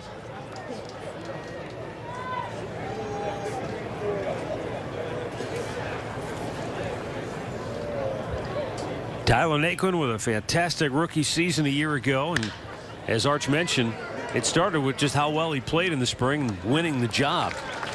He grounds out to end the inning, but another long ball for the Tribe. Lindor sends one deep, and the Indians' lead is back to 3.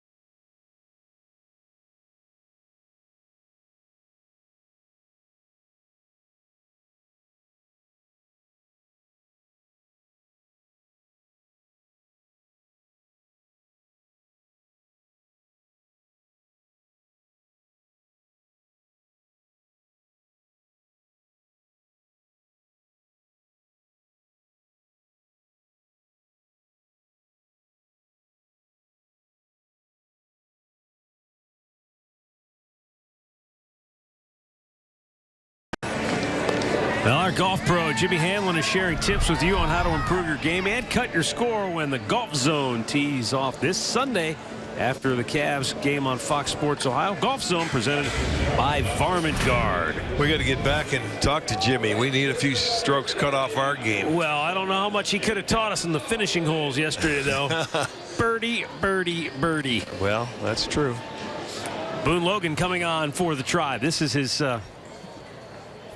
I don't know if it's necessarily going to be his forte or his specialty, but he's a guy that, you know, figures to be in that 6th inning mode, not necessarily maybe the 8th inning. You know, you figure when everybody's lined up and is available that Andrew's your late inning lefty and Boone can be the guy that comes in earlier in the game. But there will be times where, hey, Andrew's down today, and then use Boone Logan later in the game. Yeah, well, that's why they got him for his second lefty. His track record, he's been very good in his career facing left-handed hitters, but he can also get right-handers out, so they can leave him out there if they want to for a length of time, and it depends, I guess, on what part of the lineup he's facing and what hitters they want him to face. But it's a nice addition to have that second lefty and a veteran. As Miller said, he'll be able to take some pressure off other guys in that bullpen as well. You talk to any managers, they love to have veteran relievers that have track records. They know what they can count on. Sebastian Elizalde leading off for Cincinnati. Cuts and misses. It's 2-2.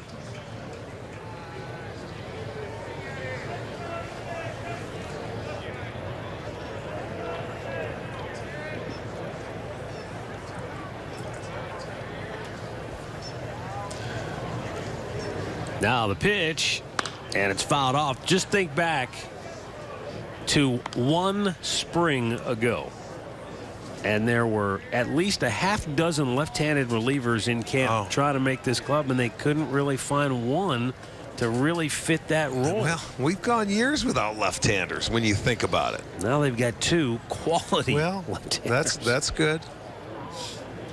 2-2.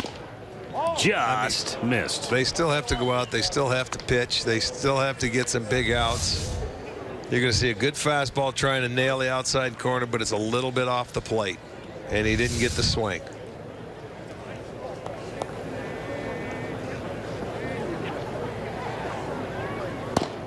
Good he did pitch. that time. That was really textbook in terms of the location where he wanted to throw that pitch. Well, you get to that full count, and he comes down and he lowers the sights about the knees, maybe just a tick off the plate, but on full count, you can't take it. Too close to take. Good pitch. Stuart Turner.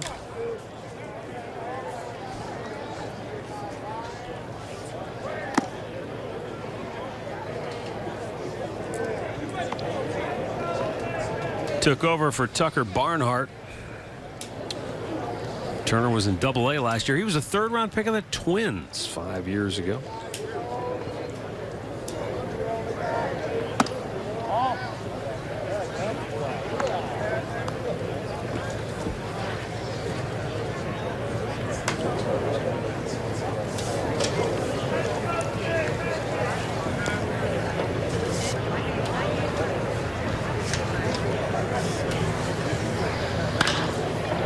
Fly ball right field near the line. Long run over for Geyer now. He spins around and still makes the catch. Wow, that's a heck of an athletic maneuver by Geyer. You're fighting the sun. There's definitely a breeze to deal with today. Watch this. Yeah, you're right. Athletic. You talk about staying with the ball. He had to just change directions.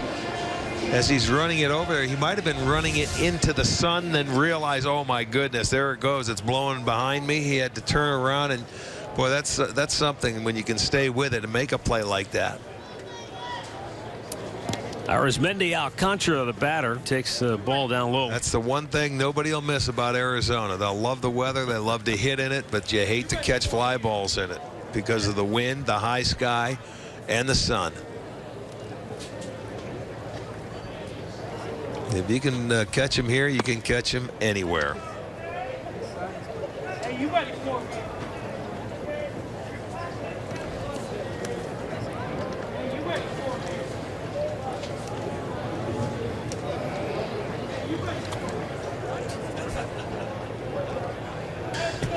2-0 pitch. Yeah, the players, at least the outfielders, had a couple of things going for them Monday in our telecast. One, it was a night game. And 2, there were some clouds at twilight. Yeah. Well, I think a lot of the players, they want to play some night games before they get out of here because you get used to playing day games and things like that down here. And once the season starts, primarily it's all night games for the most part. So yeah, you want to get under the lights, and then you also get to sleep in if you want, where you don't have the early wake-up calls. Line to left, and a sliding attempt by Almonte could not quite come up with it. I think that ball was hit off the end of the bat a little bit because it didn't stay up.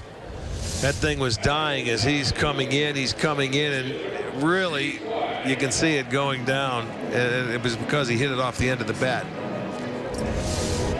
Defensively now for the Indians, in addition to Almonte and left, Michael Martinez is in center field. Chris Colabello taking over at first. Eric Gonzalez at short. Giovanni Urshela is at third.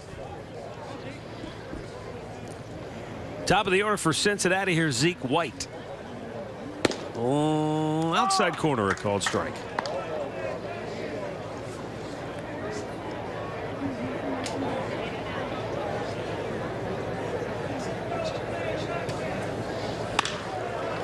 Just beyond a leaping Urshela down the left field line.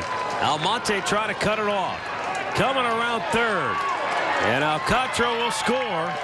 Zeke White with a 2-out RBI double. Perfectly placed right down the chalk. Well, right over the jumping Urshela. I don't know why he slowed down. Alcantara, I'm talking about, coming into third base. There's 2 outs, man. You got to be running and keep going. So by the time Hatcher, he's going to continue to wave him. But, I mean, he scores easily. Moot point.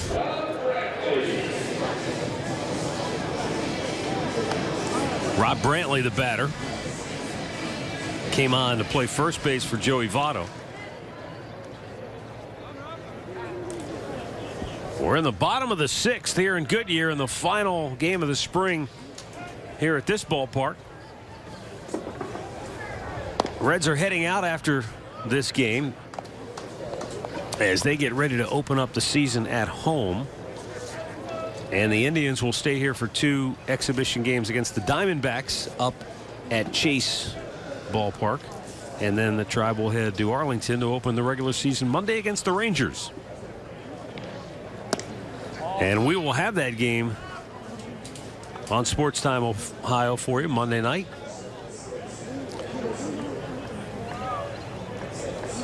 And just about every other game this season as well.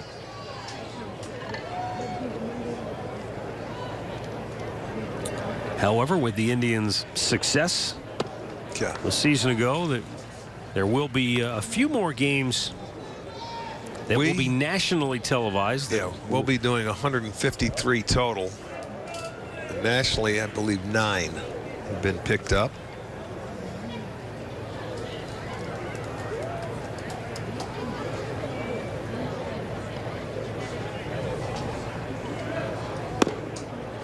And a called strike.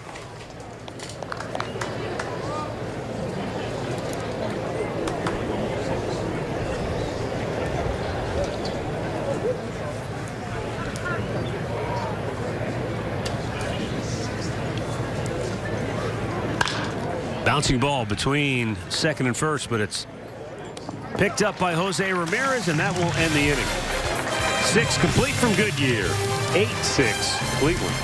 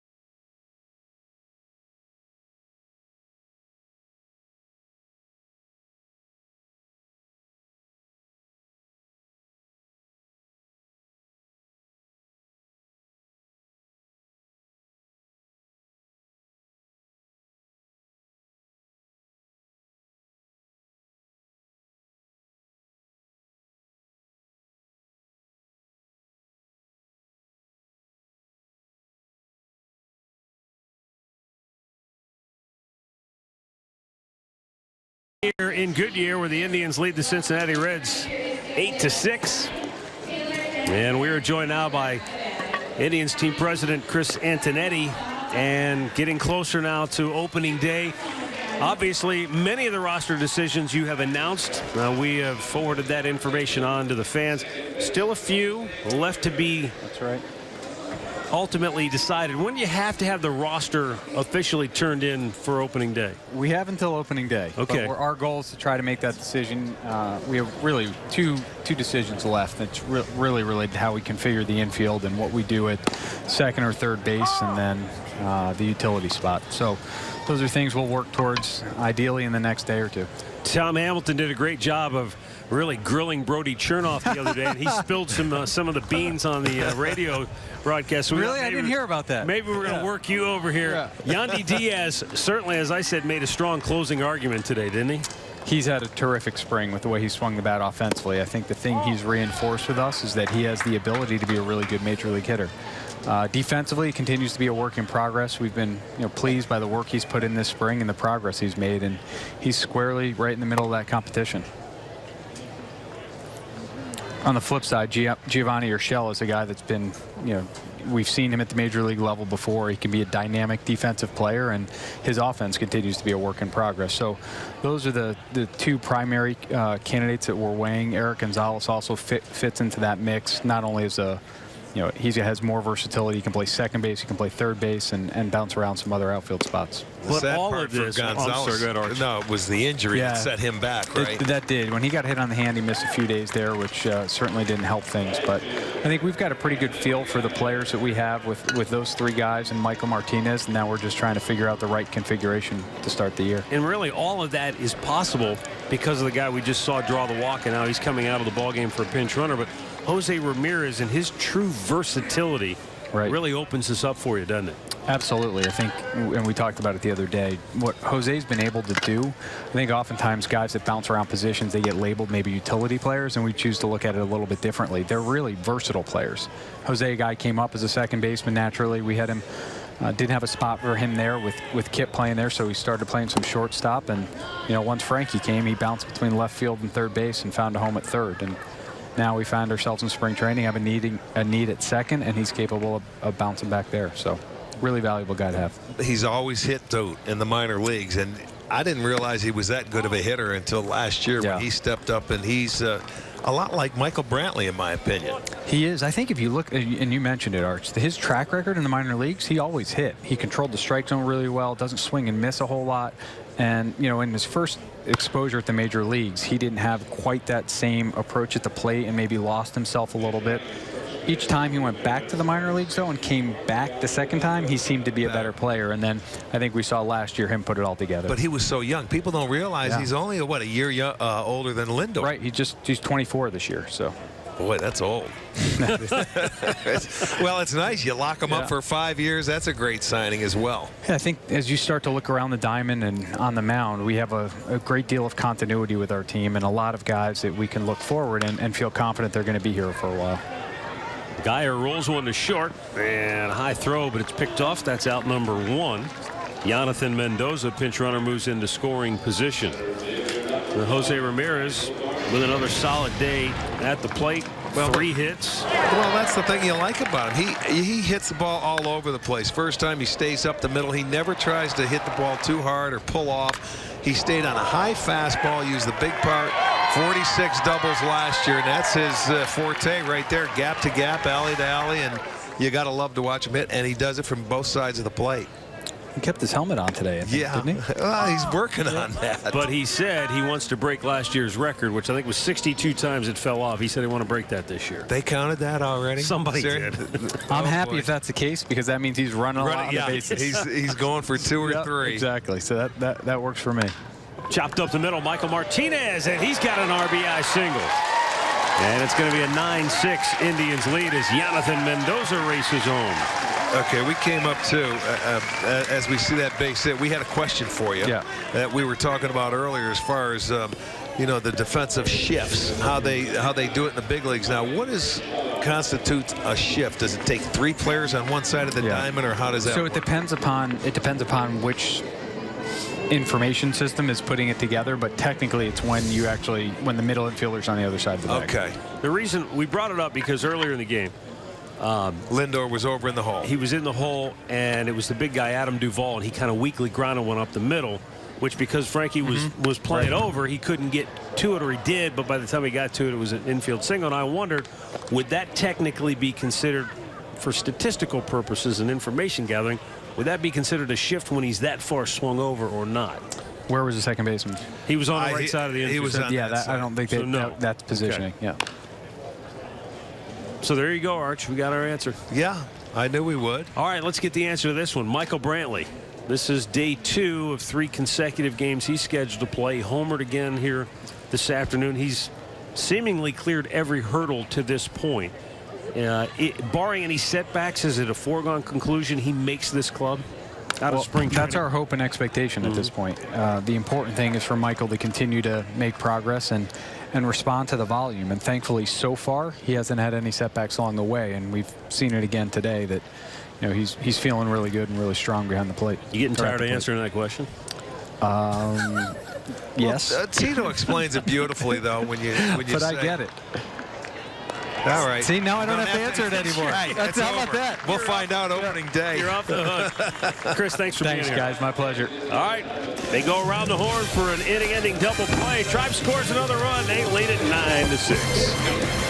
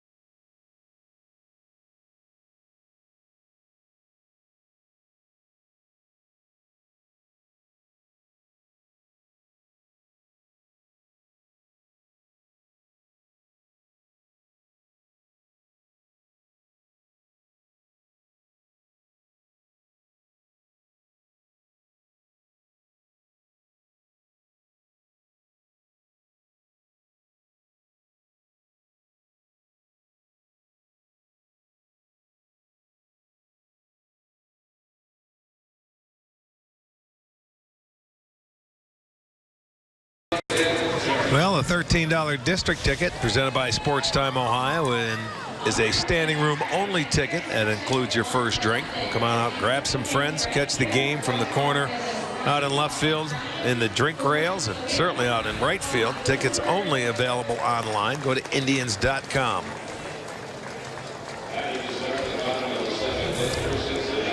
New pitcher for the Indians is Dan Otero. He's that really reliable, dependable friend you had when you were in high school. He's not the life of the party. He's not the jokester. He's not going to get a lot of attention. But when you're in a jam and you wondering who you call, you call Dan O. Well, at least they did last year. He did a wonderful job coming out of that bullpen. And, you know, he's a sinker ball guy.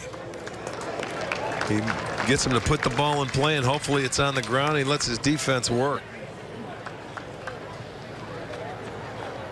Yeah, he had a fantastic season a year ago. And as you said, you got that ground ball pitcher, and he can't be afraid of contact. That's when ground ball pitchers get in trouble. But yeah. Otero, you know, he just seemed to always be in attack mode. Well, wasn't it the game in Toronto in the playoffs? He came in the first inning after Bauer came out and got some big outs and ended up doing a number in that game. Well, and if you remember, before he came to the Indians, he was over in Oakland, and they used him, and he was as special for them that one year. And then I think after, you know, you're used so many times and he was counted on for so much, his arm wasn't the same, you know, and maybe he didn't have that sinker working. But boy, this guy is he's a heck of an athlete too. Yeah, we've had a good time getting to know him. Family immigrated from Cuba to the United States many years ago. Told us, I think it's his grandmother that it still lives there, but she told him still not to, even though you know restrictions have been relaxed and people can travel to Cuba. She's like, still not yet. No, still not yet. So, but you're right. I mean, he's just one of those sort of unheralded guys that goes about his business. Yeah, I mean, When you walk around and you see something, he's the last one you'll hear or see. He's around all the time, but he's the last one you'd probably focus on.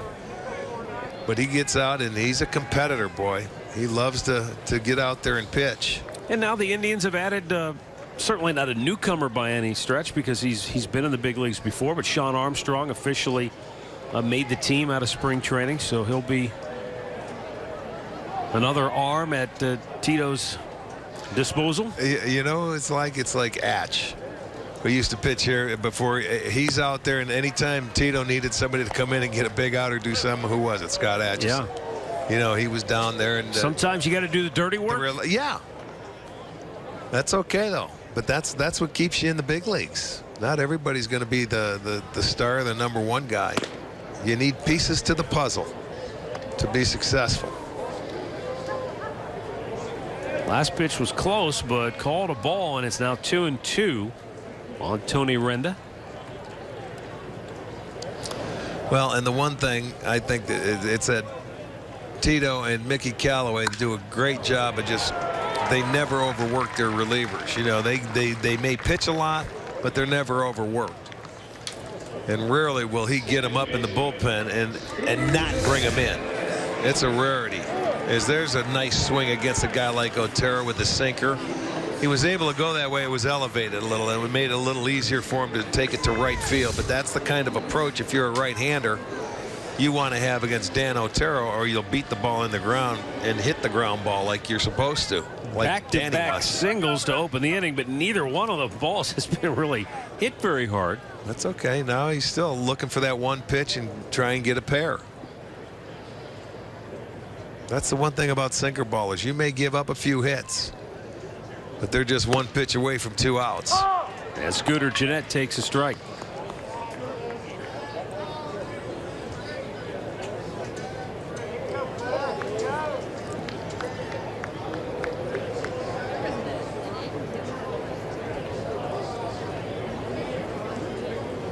You mentioned something before. Only one guy can be the closer in a bullpen.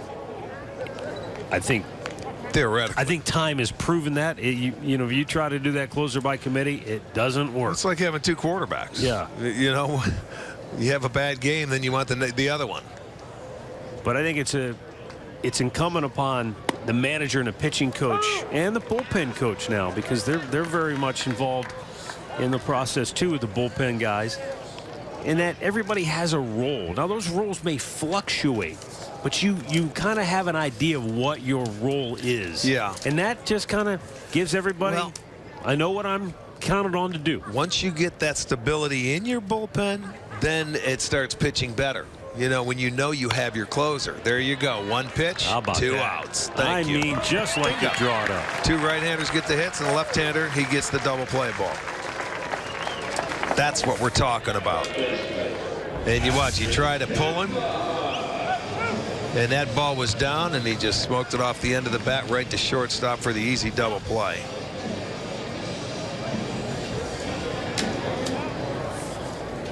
He made us look good right there, making his pitch. That's Dan O for you. Thank you, Danny.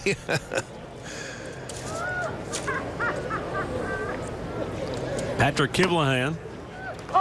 He takes a strike.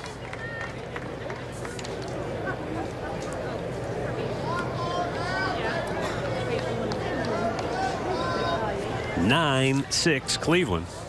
Reds have actually out-hit the Indians 14-12. Chopper foul. Cincinnati has hit 3 home runs on the day, a 2-run shot, and a pair of solo homers. The Indians have hit 4 home runs today, a 3-run homer by Yandy Diaz, a 2-run shot by Brandon Guyer, and a pair of solo homers from Michael Brantley and Francisco Lindor.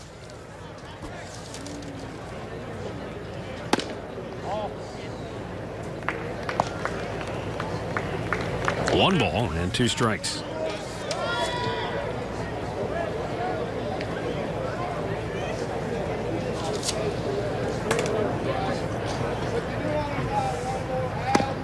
Tied him up, and did he go? He did, and the inning is over. Dan Otero gets a double play ball and a strikeout, and he gets out of the jam.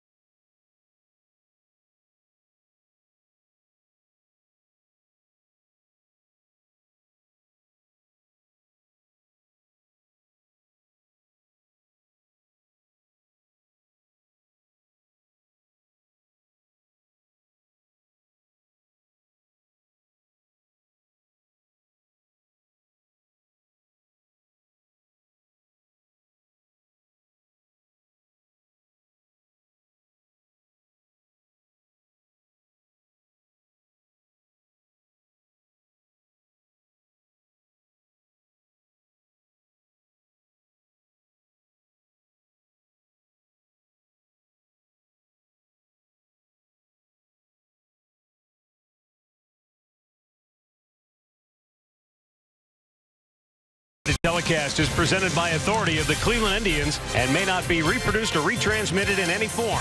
And the accounts and descriptions of this game may not be disseminated without the express written consent of the Cleveland Indians.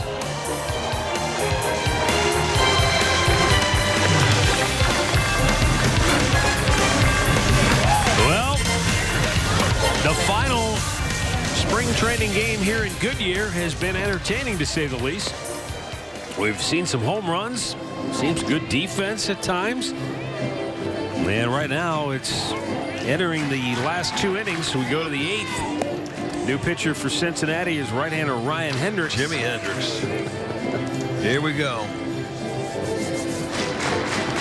And for the Indians, a host of new guys will make their first trip to the plate this inning. Eric Kratz, Chris Colabello, and Eric Gonzalez will all get their first at-bats of the day.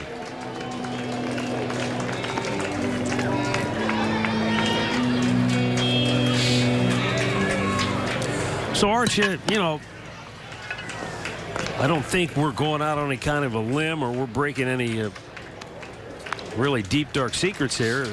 Sounding to me like as long as Michael Brantley shows up here healthy in the next few days, he's going to be on the opening day roster. And I think Yandy Diaz I would agree with that. I would agree with that. I mean, they've been in meetings all week, and they probably just don't want to make it public. But yeah, Michael Brantley, if he's healthy, you're going to pencil him into the number 3 spot. And I would say Diaz, yes. With the offense, that's win over gloves, especially in April. You know, later in the year, you'll want defense when guys go out to pitch, or you've got to prove that you can't play there first, you know? And again, this goes back to a conversation we had the other night as you see Eric Kratz getting his first at bat today, and he's down on strikes. Look, these are decisions that only affect the opening day roster. You're going to need contributions from a lot of people throughout the course of the season. But Yandy Diaz started it off today with a big 3-run homer. Michael Brantley, he had a solo jack. Brandon Geyer, he blasted one out here. That was a nice 2-run homer. And then Lindor with a solo shot. You know, it's fun now because we're at the tail end of spring training. You're starting to see the lineup we're going to see every day, you know, for the most part. So it is fun. I mean, you come into spring training, and the way they set it up now, they get so many guys at bats. And if you're managing these guys, you try and get them to peak the last week to 10 days of the season where they're going to see some more time and some more action. But the key for spring training is get those pitchers stretched out and ready to go. And Kluber seems to be ready. Carrasco is a question mark, but he settled in after the first inning today. We don't know what's going to happen there. But then Salazar's been pitching very well. And you got Bauer, and you also have Tomlin. And they won't need a 5th starter. So, you know, you get your pitchers ready. You don't worry about that offense. They're ready to go.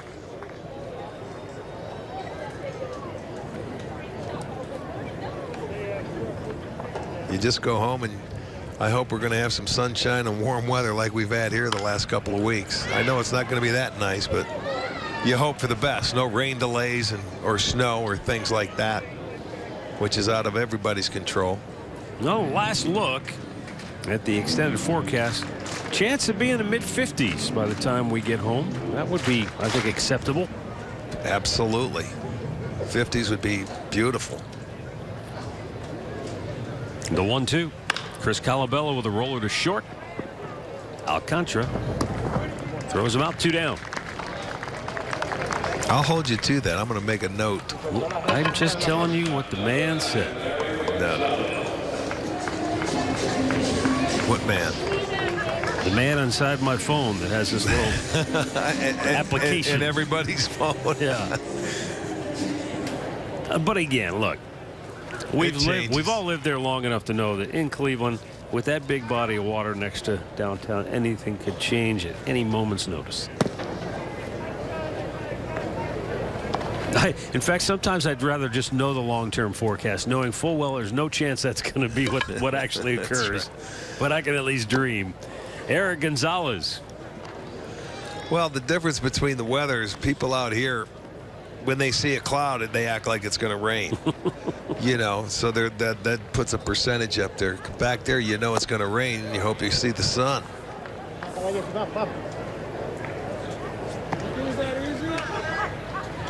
Here's Eric Gonzalez, a guy that was in the mix for that maybe utility role because he's a very talented middle infielder. He'll take a call third. Down on strikes to end the inning. Middle of the 8th. 9-6 Cleveland.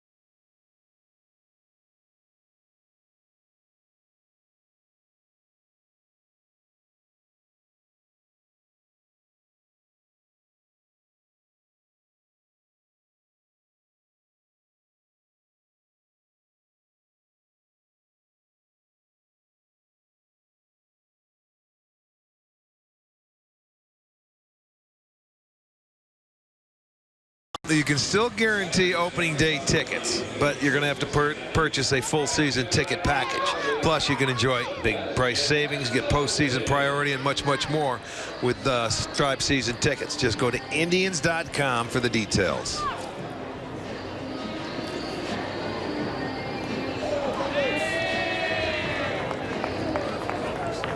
Well, bottom of the 8th inning. Indians by 3.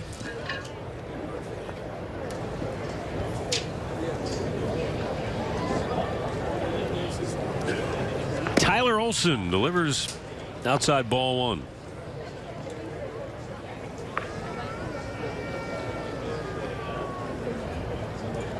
Olson facing Sebastian Elizalde.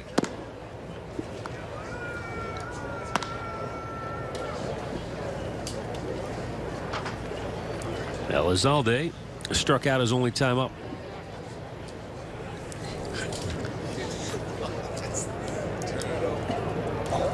There's a fly ball center field. On the move, Michael Martinez reaches out and snares it.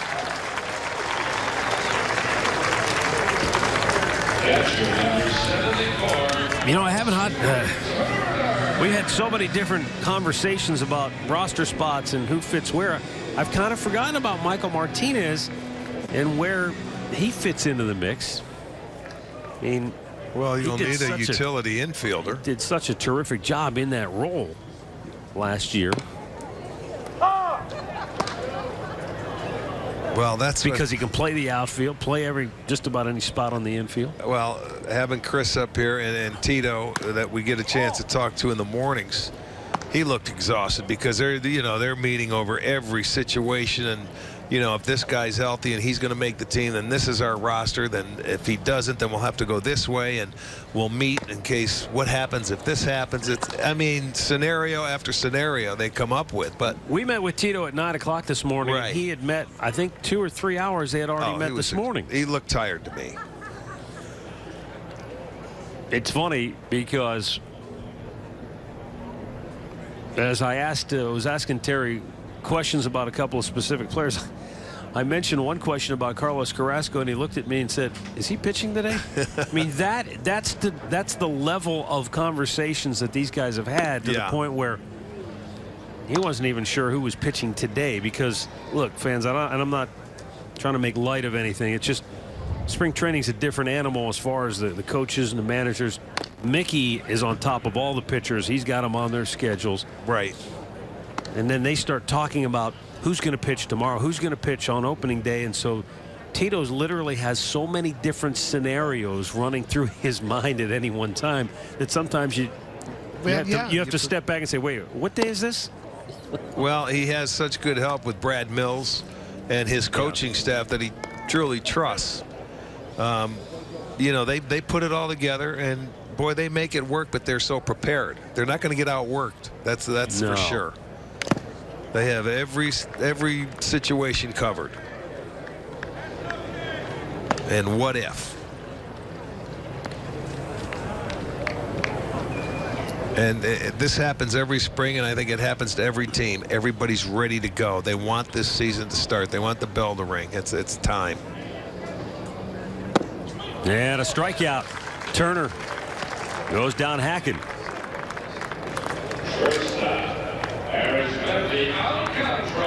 Two down here in the 8th.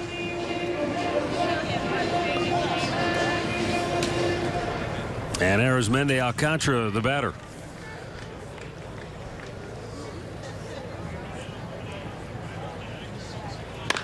Ground ball right at the shortstop. Gonzalez scoops it up, fires it over.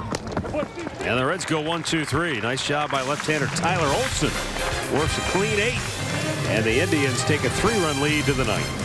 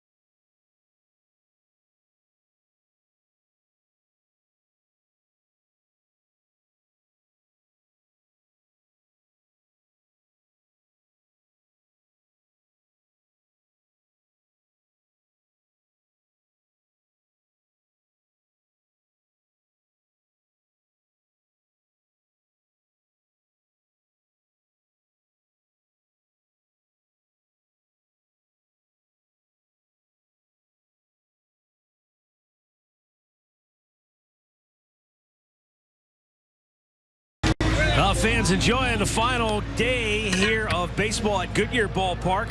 Both the Indians and Reds will depart their spring training facilities and get ready for the regular season. This ball game today, the Indians really swinging the bats well. Yandy Diaz, a 3-run homer, part of a 4-run second. Diaz also had a line drive single today. And I think, again, this is just our opinion, but he went a long way to locking up his roster spot here today. Boy, you would think so. You'd think he'd get an opportunity. And I know Tito will tell you, look, today isn't any more important than the last 30 days they've been here at camp looking at guys. It's not just one day, but he's been doing a lot of this. He's been swinging the bat well. You know, they've been out with him every morning working on his faults, and that's his defense, you know, at third base and ground balls. And Mike Sarbaugh, I'm sure, he's been the one that's been out there every morning with him, making him work. And I'll tell you, Mike does, who's our third base coach, a terrific job with all the infielders and the work that they put into it. So it won't surprise me if he gets a lot better defensively. Almonte grounds out to start the 9th, one away. Cincinnati, the home team, here this afternoon. These two teams, of course, share the Goodyear Ballpark facility. They have separate training complexes that are side by side, but they share the ballpark, play a number of times during the spring, and they rotate who's the home team, who's the visitor. This year, and we only played them 3 times. This is our 4th time. We played them 3 times in a row last year, right out of the chute. Right out of the very first week of the season of the spring training. It's a little different. I looked and that sort of surprised me.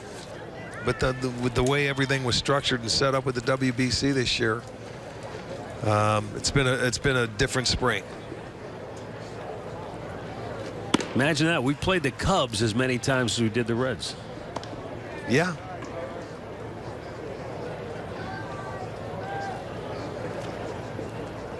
Tyler Naquin.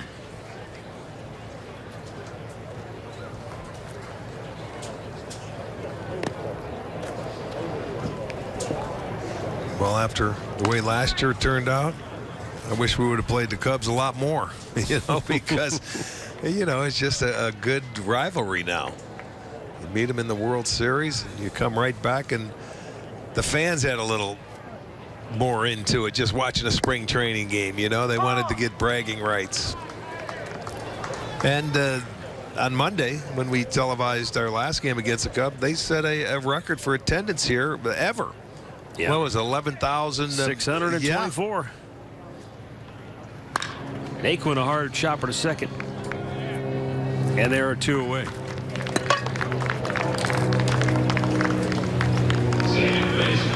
Well, you and I are on the same page when it comes to predictions. I understand why people want to ask, what do you think? What do we have no idea. I mean, you can make an educated guess, but baseball is so impossible to predict because there are just too many variables involved. But I get why a lot of people are picking the Cubs, the prognosticators, the national people that are asked their opinions. A lot of people are picking the Cubs. I think our buddy Tim Kirchen said he thinks it's going to be the Indians and the Cubs in the World Series again. It's like, my gosh, that seems like so far away. It is. The season, the journey is such a long one. But you see, that's what I like. I like watching the journey to get there, because that's where the team builds its chemistry. Every year, the team is different. You may have a lot of the similar players, but there's new pieces, and things have to evolve. And that's the fun part of the season, is playing the 162 games and see how hard they have to work to get to where they're at. You don't just glide through and show up in October. No, just because you have the talent, that's just one thing. I mean, last year, I'll never forget. I mean, part of the narrative of that season a year ago was that incredible 15-inning game in Toronto? In Toronto. 18-inning game, yeah. See, I already forgot 3 of them. 19 innings. Yeah. Whatever it was. It was a long game, all right? But, I mean, that to me, again, you talk about the journey. That's a big part of the journey. 14-game winning streak. Right. That was just the things that happen throughout the course of the year that you can turn around and look back on. And then they get the best reliever in baseball right before the trading deadline, and that never happens to the Indians, especially where the Yankees are selling. And how about this moment? Jose Ramirez with a game-tying homer. And then Tyler Naquin. Yeah. It's just a typical walk-off. Oh, no, it's not. He's off to the races. And the walk-off inside the park. Look at that. And the signature moment of the season. Yeah. Well, and in addition to all that, the trade that didn't happen. They got everybody whipped into a frenzy. Oh, not only did they get Miller, but they're getting this other guy, too, who thumbed his nose at him and said, no, thank you. I don't care what his name is. Come on. What's his name, Matt? What's his name? Jonathan Lucroy? He will never say his name. So you take that personally. But that's part of that story. That's part of the story, too. Well, look at the guys that we're going to give up. We had a chance to watch them play this spring. Mejia, the catcher. Let me think. Allen. Greg Allen would have been part of that. The other shortstop that we saw down in San Antonio. Yu Chang. Oh, right. Yeah. And Armstrong. There's 4 guys that we got to see play this spring that would have been in that trade we wouldn't have had a chance to see. So that's what you can look forward to. He went too far, and that'll end it. We go to the bottom of the 9th here in Goodyear. Indians on top 9-6.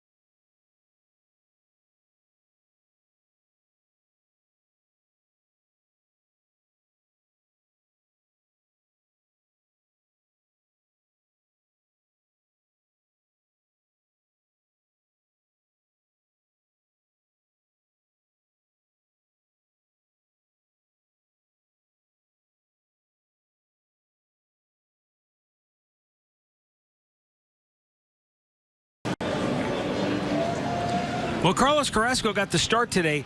Things a little shaky in the first, but Archie righted the ship, and he got his work in. That's he did. Number one thing. He made some mistakes on the plate, Matt. That's why he was hit hard, and that happens to every single pitcher. But the Indians came back. They got scored 4 in the top of the second. Then he started to settle down a little bit. His pitches had some movement to him. He kept him down in the zone. He got a feel for his slider. He ended up getting his 4 innings of work in. I didn't see him throwing in the bullpen any extra. That would have been the bonus. But that's the guy where you got to get back healthy and sharp and hope his arm's going to be good all year long.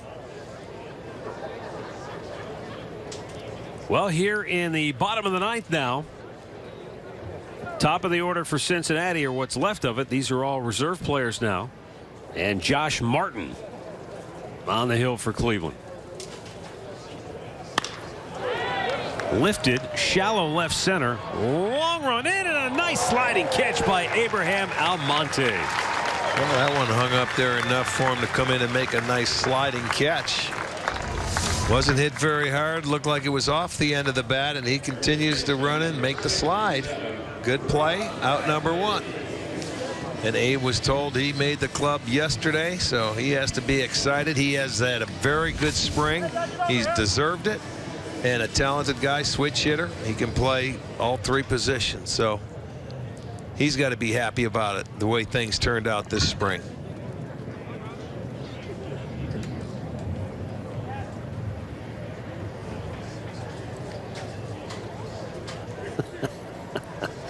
Here's a pitch over the inside corner for a called strike. Josh Martin, 6'5", 230 pounds. Last year at AAA Columbus, you see his numbers.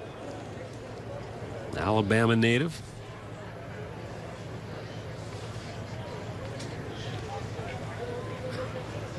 So my Uncle Earl is watching back in Steubenville, Ohio, and he just Uncle Earl. He posed a question: how many pitches have you seen in your career? How many balls and strikes you suppose you've seen in your from the time you started playing professionally to right now? Oh my gosh. Are you Earl? I can't count to 100, let alone that. I have no idea. What do you suppose the average? I know one thing. We went about 3 or 4 years ago. No, it might have been more than that.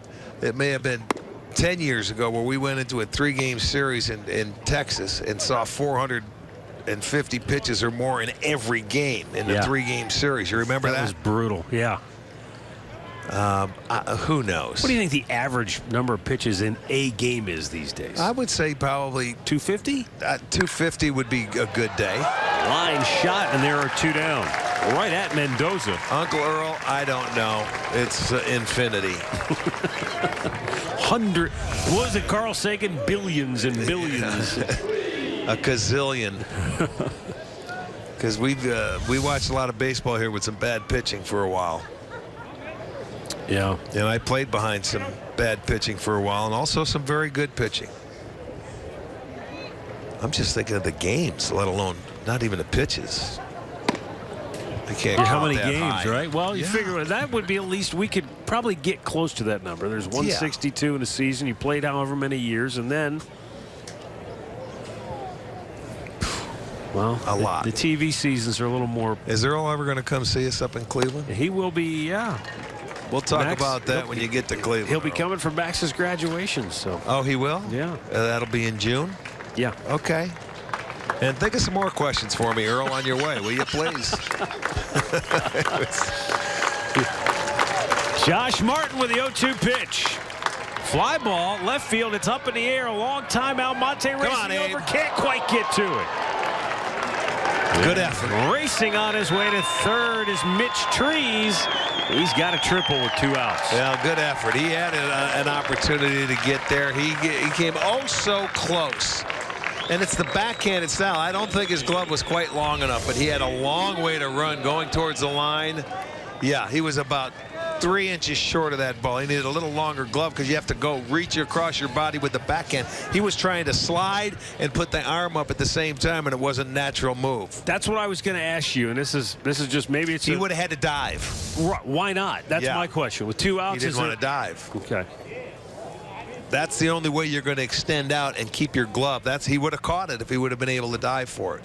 But that slide there, it's a little tougher to catch. And plus, that ball moves when you start sliding. Good effort, though.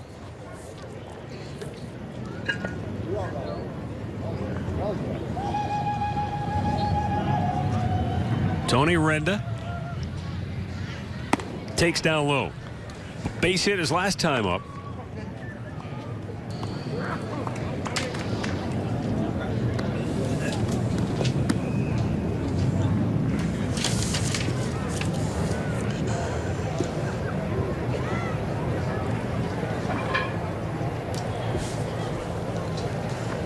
Did you ever have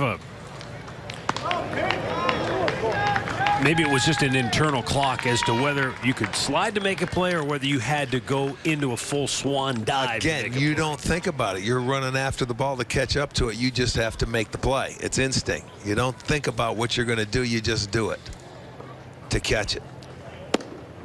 But certainly you saw outfielders played with guys who probably weren't comfortable sliding or more comfortable diving or vice versa. You know, when you go out there, there's balls that I dove to try and catch. I never even realized it was in the glove, but I caught it. And you just turn around and look because you're hitting the ground and you just throw it out there and you just react. Do a face plant into the dirt. Yeah. As long as you're not running into the wall. In the air, center field, Michael Martinez makes the catch, and that'll end the game. The Indians win the Goodyear Ballpark finale this year, beating the Cincinnati Reds by a final score of 9-6. And with that win, the Indians, for what it's worth, go to 16-15 on the spring with 3 ties. The Reds will leave Goodyear 16-19 this year with 1 tie. So all in all, good day for the bats. The way the Indians handled themselves offensively today. We showed you the highlights of the home runs. That was great to see. And also, hey, Carlos Carrasco, just a step forward toward getting himself ready for the start of the season. You know, I hope he's going to be ready and ready to go on time. But after the first inning today, we showed you he was able to right the ship, and we need Carlos healthy.